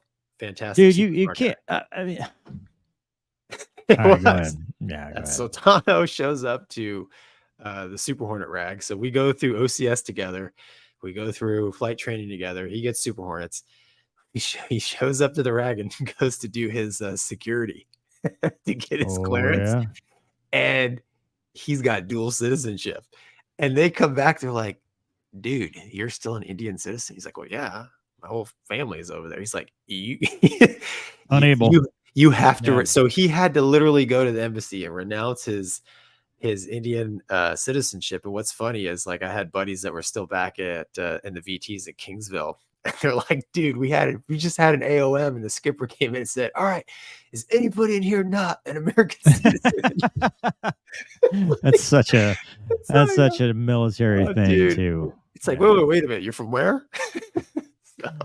Yeah. So and to answer the question as well, because people always ask, you have to be a U.S. citizen. There's no way around it. for the to be an clearance. officer. No, to be an officer, it is a Well, yeah. requirement to be an officer in the United States. U.S. code. To be an officer in the U.S. military, you have to be a U.S. citizen. How you get that? There's many ways to get there. I don't know them all. I mean, enlisting is actually one of them, but you can't, like, because people are always sending me emails like, Mover, I'm from, whatever, this country, and I would like to be a U.S. fighter pilot. And I'm like, first of all, go serve your own country if you can, because patriotism. But second, you got to be a U.S. citizen. Marry American girl. Next. Sorry. All right. Next voicemail comes from. Hey, Mover, Gonky, and Wombat. Love your guys' show. It's a little low, but- ABH3 back here, CB62, USS Independence. Oh, wow. I did a lot of Cat 3 shooting on the flight deck, seeing the same pilots day after day. I had my favorite pilots that I like to work with. Used to talk to them. I know you could only use hand signals and stuff, but I would always say hi to them whenever I saw them. And I was just wondering if you guys ever had your favorite directors you like to work with, if you had one that stood out over another one. My favorite was Undra Cheever, lieutenant at the time, but who is now Rear Admiral. Last time I checked, he was on the East Coast. Wow. He's the admiral of the base out there. I forget which one, but anyway, he was my favorite awesome. pilot. Just wondering if you guys had a favorite director you like to work with, or if any of them stood out to you. Anyway, take care. I love you guys' show. Well, thank you for the message. That's awesome. And Gonky, this is almost 100% your wheelhouse. Although I've had favorite crew chiefs, and I mean, especially in a guard reserve squadron where you see everybody and there's no real turnover, you really make friendships. And that's why I talked about always make friends with maintenance, because they remember and they'll help you out in general. And like I said, I did my Finney flight and, they all saluted, and that's probably one of the highlights of my career. But Gonky, this is more of a Navy question, because half those words I didn't understand. I know Undra actually very well. I mean, we actually went through the RAG together. He was getting requalled as a skipper. And so we did all the boat together, and he was actually the skipper, XO and skipper of our sister squadron. So yeah, I know Andra, and he's got quite the personality. Not much of a fan of my call sign, and yeah, I have my favorite directors. I think it's I think a lot of it was probably I don't know. I used to be kind of a meathead, and I was the pilot that was always bringing like snacks and food in the plane with me. So like all the plane captains and directors and stuff would always get a kick out of me, you know, stuffing my chicken dinner in the windscreen, stuff like that. But I can't remember any of their names, man. It's been 15, 16 years ago on the Stennis, but I don't want to dox anybody, like throwing names around. Yeah, you're right. Oh, I can't remember. Although that sounds like I can't remember, but James Jem, he was the crew chief on my Acadiana flight and on my Finney flight in the F-16, and one of my favorite crew chiefs. Just a great dude. It was always, and I'll tell anybody that's wanting to do this job, get to know your maintainers. Yeah. Spend some time, get to know their names, learn their first name. It doesn't hurt anything. Here with the directors. So this guy was a director on the carrier. So the big thing, and this is a big difference between Air Force and Navy.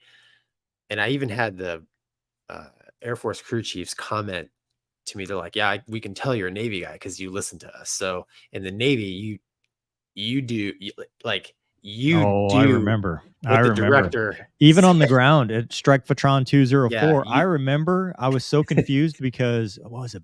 One of the guys, I think it was Busmaster. He just like ignored, like taxied. No. And I was like, okay, he got in a lot of trouble. And I was like, what's the problem? Because I'm the damn PIC here. Yeah.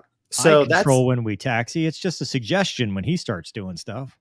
Not in the Navy. So on boat ops, as a pilot, you don't call all the shots. So when you're on the deck, the director, whoever, and they pass you off, whoever's directing you, they own your airplane. And that's simply because, dude, you can't look behind you, right? And there's all kinds of chaos going on, and they're responsible for the safe movement of the airplane. Even when you're trying to land on the air, this may shock you, mover. You cannot take your own go around while trying to land on the carrier. You do not take your own wave off. If you do, I mean, I know that it's still, it's a little disheartening, right? Because every other time you're like, oh yeah, go arounds are free. It's like, no, not here. So I can see that, because if you're, it's like dog training, right? There has to be a level of trust. Yeah. And that's it. So if you, and I was always the type, I would always really focus on what the director was telling me, because number one, dude, I didn't want to go off the freaking side of the ship because I don't like heights. I definitely don't want to go in the water. Don't like sharks. Swimming's bad. Right. So if you gave 100% of your attention and did what they said, I mean, they would love you for it, because dude, they're on the flight deck all day, 120 degrees, sweating, wind, noise, props spinning, breathing jet exhaust. I mean, it sucks, man. So like the least you could do as a prima donna pilot is like listen to him and that, or her, right? And that's what I always try to do. And I could see Andra, I could see him giving 100% attention. That's awesome. Yeah, that's great. Hopefully I answered your question, man. Thank you for your service, by the way. Yes, thank you. I appreciate it. It's always cool to find out that people on ships listen, like people around the world. What, dude, honestly, what a small world. Right. Like he said a name. He could have said, I mean, how many naval aviators are there? And I'm like, oh, I didn't even know he said a name. Like, to be honest with you, I thought he just glazed over. That's a name? His call sign so his last name is Cheever. His call sign is Andra, right? Underachiever. No, see, I thought he was just being a smart ass because he made No, dude, as soon as he said it, I'm like, oh my gosh, I know that guy. So update, flash the breaking news, Douglas. Shanghai says, to keep the tech challenge issue theme of your program cohorts guests alive, the condo I'm remodeling was broken into this morning and my mic, camera, laptop were stolen. I'm going to use a friend set up across town who's meeting me there ASAP. I said, hey, man, probably just not worry about that. It's not that big a deal. It's not. We'll catch survive. him next time. We will catch him next time. We'll call in the Hornets and Vipers. It's cool. Somebody stole his A10. Poor guy, dude. That sucks. He's a hero, man. I can't talk smack about a hero. Hell no, dude. He's a real life. Dude's got an air-to-air kill in A10. Yeah, We'll talk about all that stuff next time. It'll still be a topic next time. I guarantee. Sad he's not here, dude. Douglas, what we got from the kids at home? We have several interesting things. John Ross wants to see Gonky's helmets since that was promised last time. I'm good. You know what, John? I'm wearing pants for one. For two, because remember, Wombat said he's not wearing pants. That's why he doesn't want to go get his helmets. Dude, I'm going to do a live. I'll pull the helmets down, and we'll talk about Gonky just doesn't want my audience to see it is what's happening. Hey, pull your helmet out, Mover. Let's see it. It's in the other room. Yeah. Look away, helmet. kids. Yeah. Did this just become a different website? What are we talking about here? John, thanks, dude. I'm not gonna. I will. I'll get to the helmets. I promise, man. Happy birthday, Gonky. Mustache growth challenge. Oh, dude, I look terrible in a mustache. But thank you, Scott. Thank you. Yeah, I am nowhere, dude. I look with just a mustache. Robin Olds has more coolness than like the tip of his finger than I got.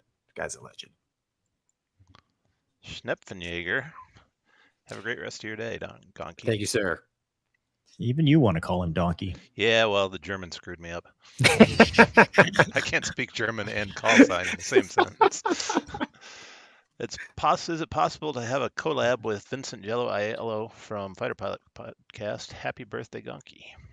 Thanks, Jason. You know, it's crazy. I've actually flown with Jello. He actually did a couple of our SFAR events back in the day. He's actually a pretty cool dude. I mean, there were your Top Gun guys that would grade your events. You're like, dude, this is going to suck. And Jello, he was big picture. So I don't know if he would come on. He might be too big for us, Mover.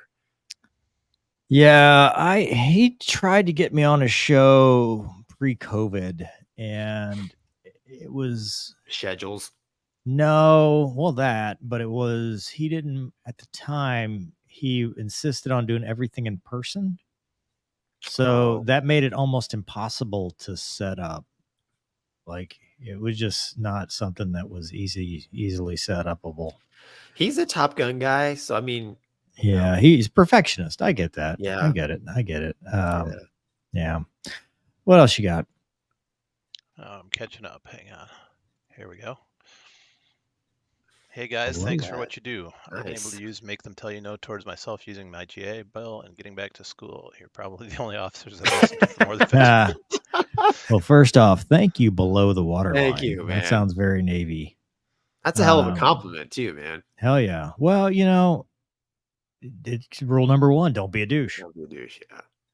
I'll talk to anybody, you know. I mean, I don't care. I'm not gonna, below the waterline, like the elephant in the room, right?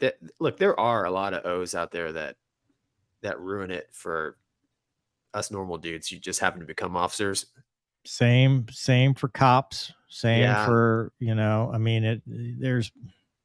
I will say sorry for them on. Yeah, well, you can't. You have to. What's important is you can control yourself and you can control how you handle business. And so I like to think that we try not to be a douche. Sometimes I am because it just happens because, you know, awkward. Yeah. This is what it is.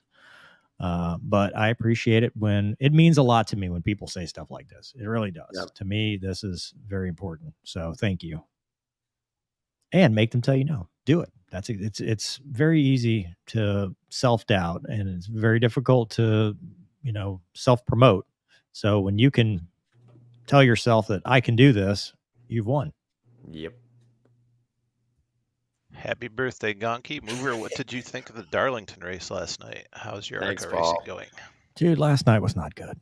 It was not good for old Mover because I tried to watch 3 sporting events at the same time. Gonky, do you watch any sports? You're a non-sporting. I watch sports, AMA, motocross, and supercross. That's it. Okay. Well, I tried to watch the Darlington race. I tried to watch the ARCA race, and I tried to watch the LSU football Tigers. And so the LSU football Tigers let me down pretty early because I don't know whose idea it was that we need to face a ranked competitor the first game of the season. We used to, I remember back in the day, it was like they played the community college of Louisiana, like nobody, right? They'd go find some people at LSU from the parking lot and go play them. LSUE, sorry, Douglas. But now they're playing Florida State, and it's very apparent Brian Kelly cannot get people prepared for the first game of the season. I expect the exact same thing as last year, where they're going to be terrible, and then they're going to get there, but the first game is going to ruin a lot. So that was pretty sad. I was watching Darlington. Darlington was boring to me. I know a lot of people like the race. I've never been a big fan of Darlington. I don't think the racing's all that great, but it was a good finish. Kyle Larson, good for him. And I was also trying to watch the ARCA race, which it's the same Venturini Motorsports. That's all that ever wins. I'm not going to say why I think they win all the time, but that's the only car that ever wins in that sport. As far as my ARCA racing goes, I'm still waiting on sponsors. If you'd like to sponsor the Mover Racing and Adventure for Daytona, because that's what I've turned all my attention to, please get with me, because I'll take sponsors and I'm still Batman. Thank you. We need a banner for that. Thank you, Paul. I'm Batman. Mover, last time you said you planned to interview Juice, RIP. Are you planning to interview other Ukrainian pilots? I don't have any plans for it, but I'll do it. Gonky, you and I need to talk about that. So what happens if we're going to interview somebody on this channel? Are we going to do it like I used to do it? Or are we going to do it like we were going to do with Shanghai? I.e., so going forward, am I going to have to split it? Like if it's an interview? Because the old way worked, right? Because I would just shut up, which is what you should do when you're interviewing somebody. You just shut up and let them talk, and you guide the conversation. You go, hey, how'd you become a fighter pilot? Okay, this, and you just chronologically move them through. What you and I do here is more of a, shoot the shit. Yeah, it's like two bros in the squadron bar. What did you say earlier today? You're waiting for the skipper to leave. So it's like home? Friday at 3 p.m. We're just shooting the breeze, just waiting on the skipper to leave so we can go home. Right. Which is great for somebody like Shanghai or somebody like Wombat or somebody that's already been interviewed, because we don't need to rehash their story. We just want to hear what they think about the stuff we're talking about.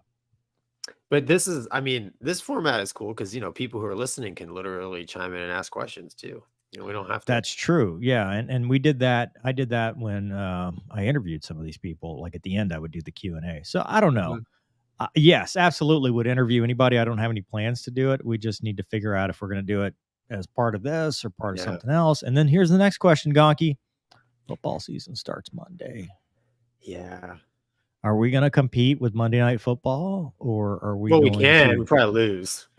Well, and that's going to be a question. I'll leave it up to the kids at home. We might put a poll up because I don't know. I shifted a day for football season.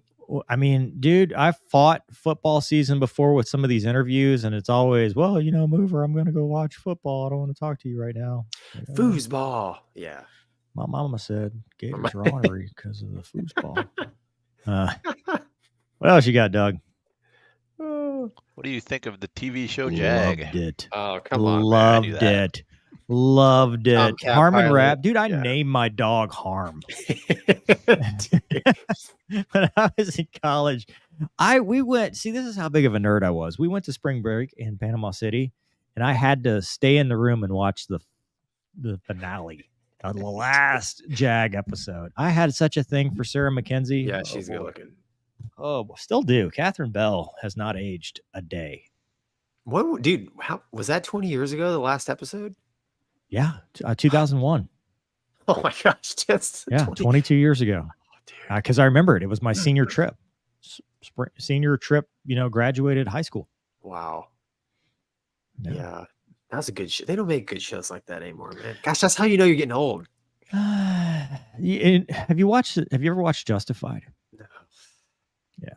That's what they would do to that show. That's why I don't want them to bring it back, because they would neuter Harmon Rab. Oh, 100%, dude. That guy just oozed masculinity. And look, if you could take a character like Raylan Givens and turn him into what they did, you can ruin anything. You're in all of it. So that's good.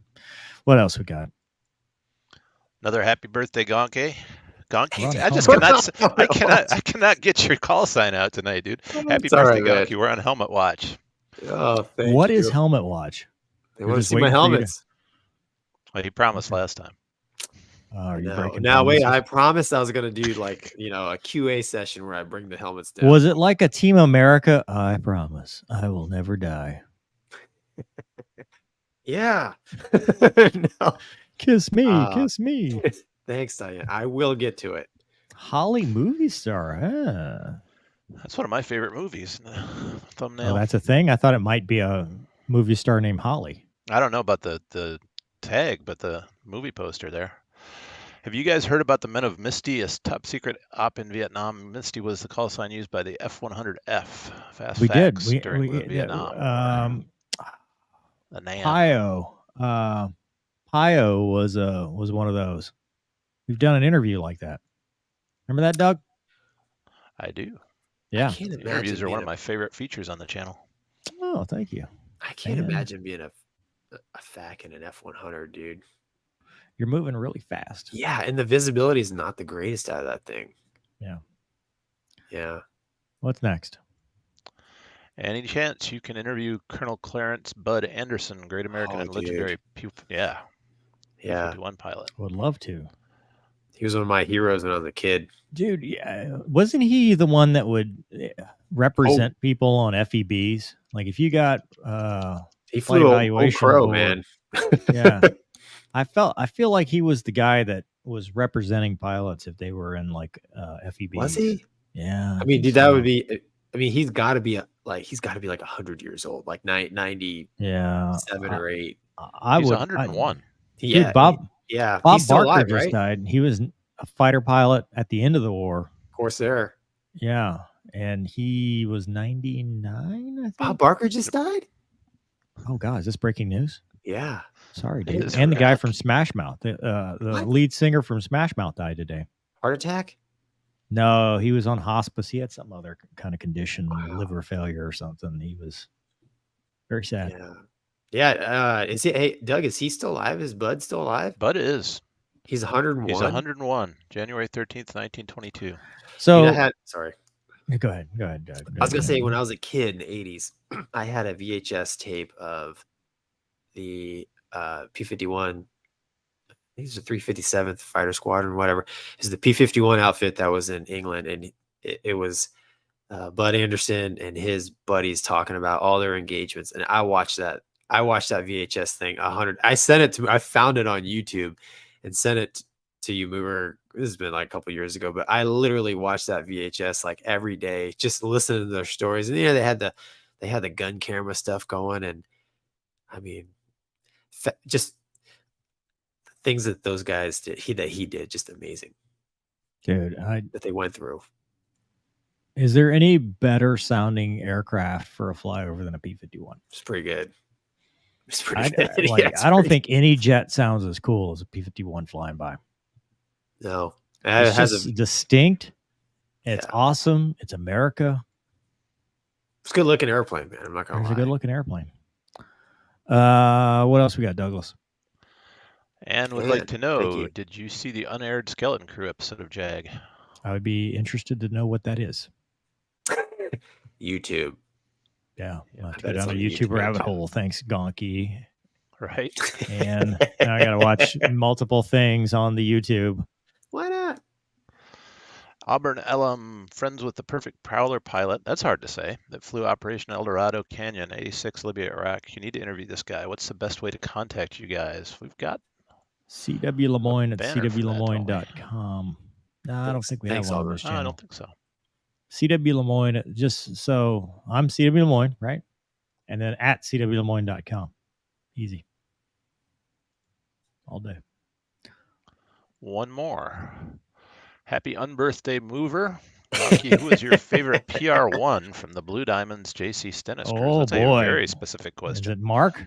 It was Mark. All right, I'll just say it, dude. If you're gonna pay $20 to ask the question, That's all it takes is Gonky. That's- Gonky can be bought for $20. $20 is $20. $20. Yeah.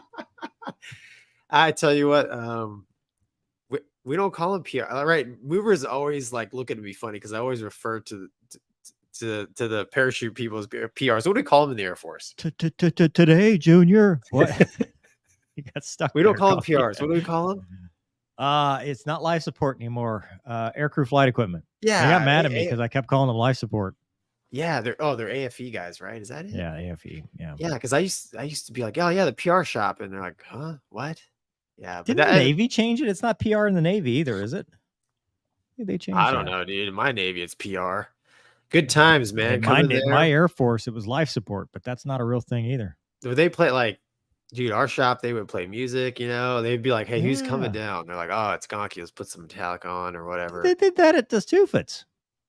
No, did they? Yeah, when we were at the other building, they were like, I'd be like, hey, man, why don't we put this on? And they were rocking Metallica. They would just do it for us. They'd be like, oh, these guys are coming down. No, they would. They would have a request line. Would they? Yeah. Dude, I must have been outside the circle. Well, that is true. Yeah. I'm much more loved than the beloved Gonky. Sure. Thanks, Mark. Yeah, thanks, Mark. Appreciate it. One more. You said that last time. Yeah, they keep sneaking in there. Anthony Cornelius would argue that the howl from the Legacy Hornet sounds better than a P-51 for flyover. I like Anthony a lot more. Ooh, the Lex buzz. Yeah, the buzz. Hornet howl. I'd hate to have to pick one. Okay, hold on now. Before I say that word again, that is the nippler.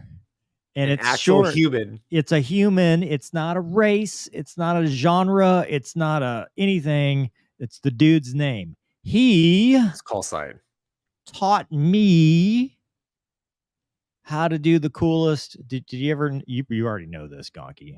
Dude, I've flown with Nips. It's epic. Because he would come back from a sortie at Strike Fatron 204, and it would just be that whoa, like it had like he could. And so I'm like, how do you do that, dude? He's like, over 4 bills, right? So all the DCS people, I want you to go try this right now. Make Wags proud. Put it on your YouTube. Tag me if you'd like. Put it on the Twitter. CW Lemoyne, by the way. You would, over 400 knots, stage the afterburner, right? So you'd be like mid-blower.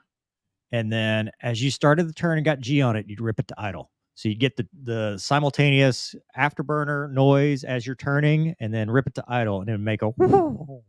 You remember that? Is that right? Yeah. Did I get it right? Is that the right sequence? Yeah. Yeah, dude. We could do there could be a whole episode on Nips. Every time you flew with Nips, it was gonna be a good time. Canceled.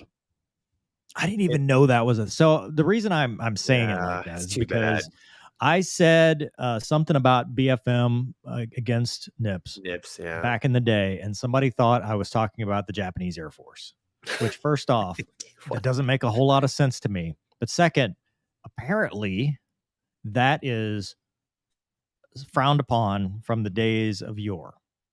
And I had no idea because apparently my mind doesn't think like that. And I just thought of the dude. So I apologize for anyone I offended by using this man's call sign. It's too bad you even have to say that, but yeah. What's next? I see another one pop. One more. Yeah. One more. Nathan Cooper. Thanks. Harvey birthday Gonky. Dude.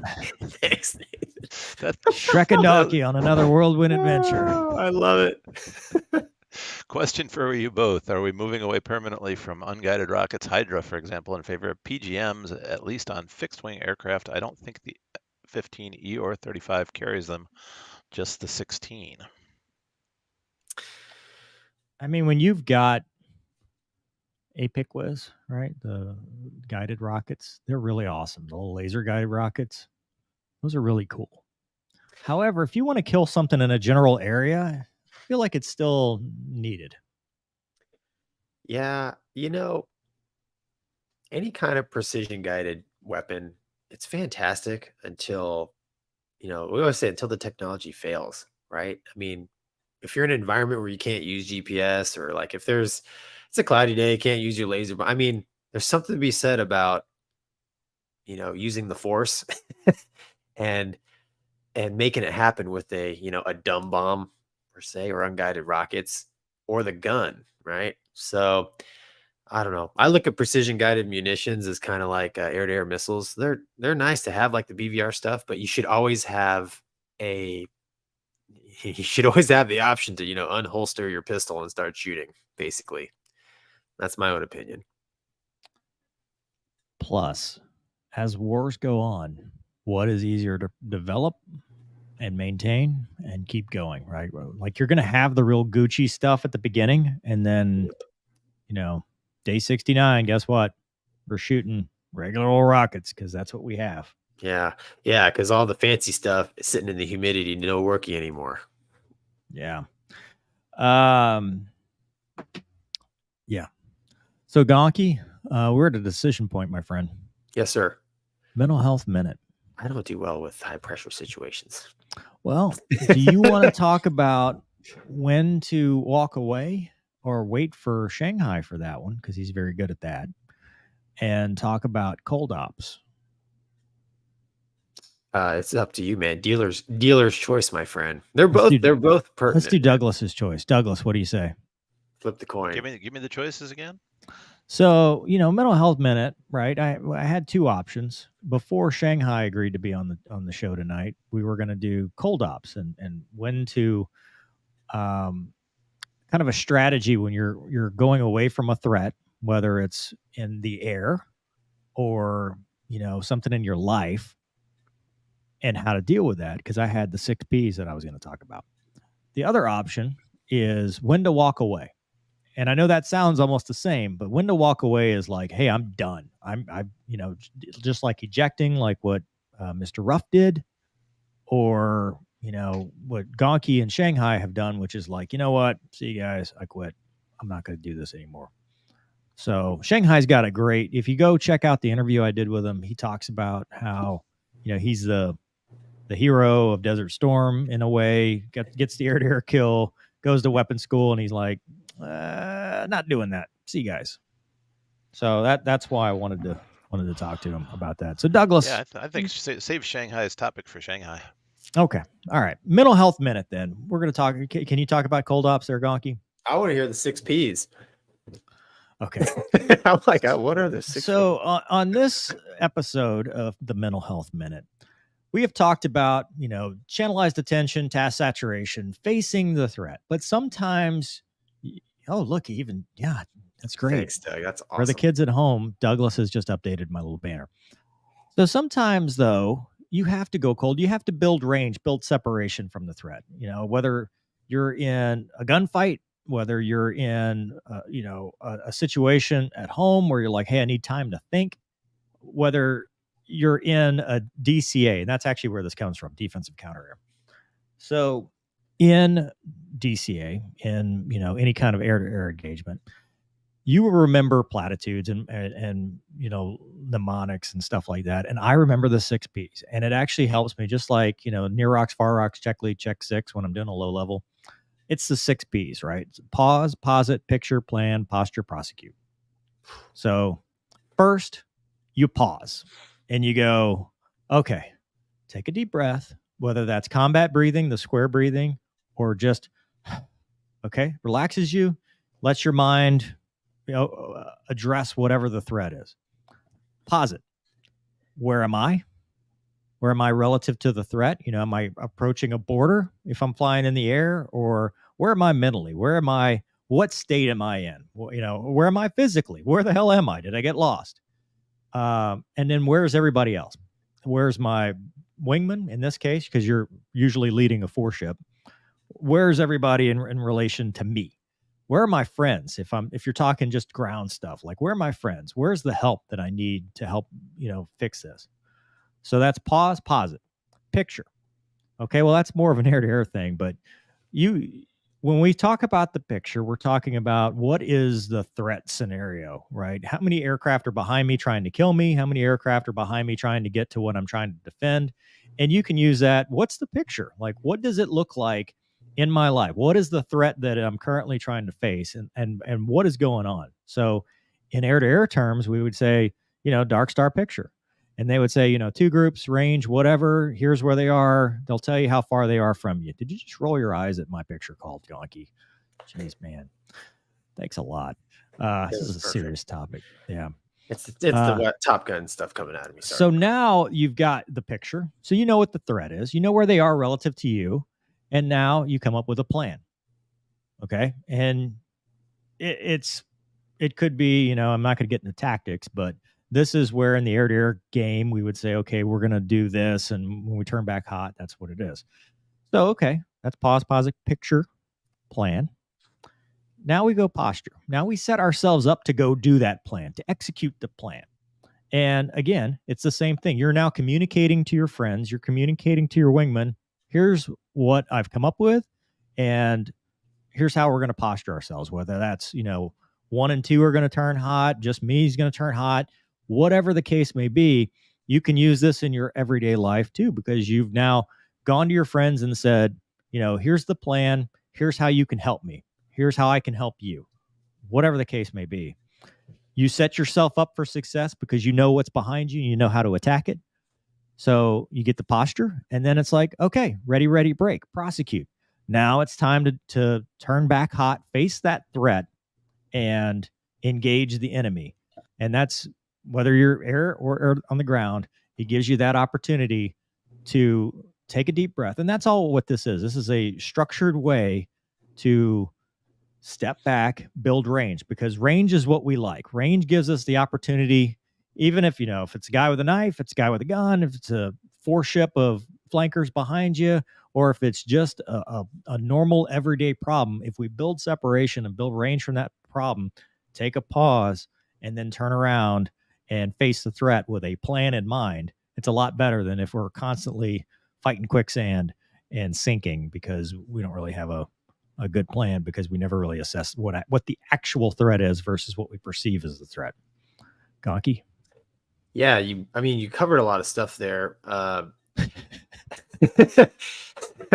My cold ops were way simpler. Run, Flew the Viper, man. We have a very bad radar, and sometimes it. Yeah. No, roving motorcycle gang usually. No, to kind of just to add to what you're saying, in life, it doesn't even have to be a threat, right? So, Mover and I, the reason why we get along so well is, we're not on the same, like we could both be, at the airlines making big money and whatever, but we both choose to not participate or min run, and we do a lot of other things. And so I'm married with kids, and I'm a type A, get it done kind of person, and you can very easily, with your nose to the grindstone, if you don't go cold, like on occasion, you can start to miss the needs of like your family and your friends and stuff.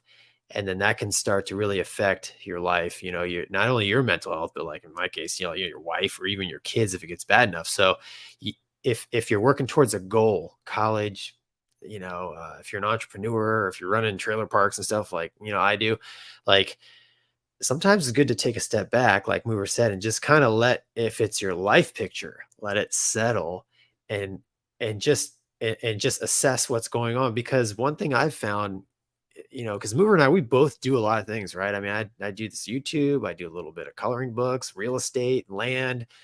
My wife jokes all the time, I got like 5 jobs, fly airplanes. You don't notice change. And sometimes, you should notice. And sometimes the things you see when you just, turn cold and just let the picture settle, is you see what you actually need to do. It's like, what I'm doing is not working. Right. So it also gives you an opportunity to, when you decide to reattack, or put your nose back to the grindstone, whether it's like college, entrepreneurship, like whatever, you can, apply what you have, seen and learned while you've taken a step back and be better. So I know, Mover going through the 6 P's, 7 P's, whatever it is, like the whole time, dude, I'm just thinking about being a family man, because, I got diapers to change. I had birthday not my son's birthday parties this weekend. There's a ton of stuff going on in addition to, the serious things that I'm trying to do. And a lot of times it's it's like it's like the Hawkeye. It's like turn cold, cold ops, Gonky, turn cold. Sometimes it's my wife that's doing that to me. Like, hey, you need to take a step back. So yeah, that's, just Mover covered it really well. I like it, man. The 6 Ps. Well, and it's not just for you, it's for your team. Right. So I think this is kind of the first time we're really talking about not just ourselves, but others. Because when you turn cold, the idea is to regather your forces. And whatever the situation is, I use aviation, but I think it applies in every part of your life, because think of your wingman, think of your buddies, think of, whoever. If you're told, take that tactical pause and then go look at what your best buddy's doing. And does that person need help? You may be saving their ass. If you just pick up the phone and go, hey, dude, are you okay? I know this hits you very hard, so you're taking an assessment of your team, your wingman, so it, or your family. Right. Exactly. That's a perfect example. Like your wife, right? Yep. Hey, are you okay? Can I help in some way? That's, it's not just me. It's not just my mental health, but it's my team's mental health. Yep. And if I see somebody struggling, then the first thing I'm going to do is go, okay, delouse, right? Am I going to take that threat from you? Am I going to pitch my nose in and say, hey, you keep going cold, you keep doing what you're doing. I got this. I can take this load off of you. I can take this from you. Let me help you here. Yeah, you update your targeting. Yeah, based on the picture, you update your targeting. I mean, right? if they've got the flanker on their tail spiking them, I mean that's where you're getting that information. Right. Hey, 2 spiked. Okay, well, keep going. I got you. Right. Right. But anyway, Douglas, as our resident expert, how did that work out? Do you have anything for that? A little impromptu, but is what it is. I picked that one because I wanted to hear it. That was and does it make sense? Yeah, and Gonky bringing it back to to the bigger picture of any issue that you've got in life. You can use those P's and that approach. Take a step back and reevaluate. Good leadership skills, good life skills. I hope I'm not going to jail now. I'm super guilty. I mean, my wife, I'm super guilty of like, man, I'm staying hot, freaking gun selected. I am not, like I'm the guy that, that needs that sometimes. And if you're a goal oriented person, it's really easy to just have your eyes on the prize so hard that you never look at the picture. So, yeah. Well, and some people in your life may not be able to keep up. Yeah, exactly. Your pace may not be theirs. And if you keep pushing and prosecuting that attack, they will not do well. Yep. That's true. Sounded like a married man. Yep. I think most married guys who have kids and all kinds of stuff going on will agree. It's like you can't fly. Don't outrun the growler or the prowler. Bad things will start to happen. There's a reason that I used to race my sailboat by myself, and my family used to race against me on other people's boats. Just leave it at that. Dude, that's hilarious. Yeah. Hey, but you know what? It works, right? It worked. That's awesome. Oh, that's funny. Well, cool. Well, I think that'll do it for. Oh wait, we got a related chat here. I got it, Douglas. Let me see if I can put this up. Below the Waterline says, I had a very bad semester. I'm scheduled to take summer classes. I ended up dropping my summer classes because I knew if I went directly into new classes, it was just going to spiral further. Perfect example. Yep. There you go. Perfect example. Good job, man. Regroup, get it the following semester, right? It's not necessarily running away if you're just regrouping. Yeah. If you're just giving yourself space, range helps a lot of times. And sometimes it doesn't. I mean, sometimes you want to be close to that threat.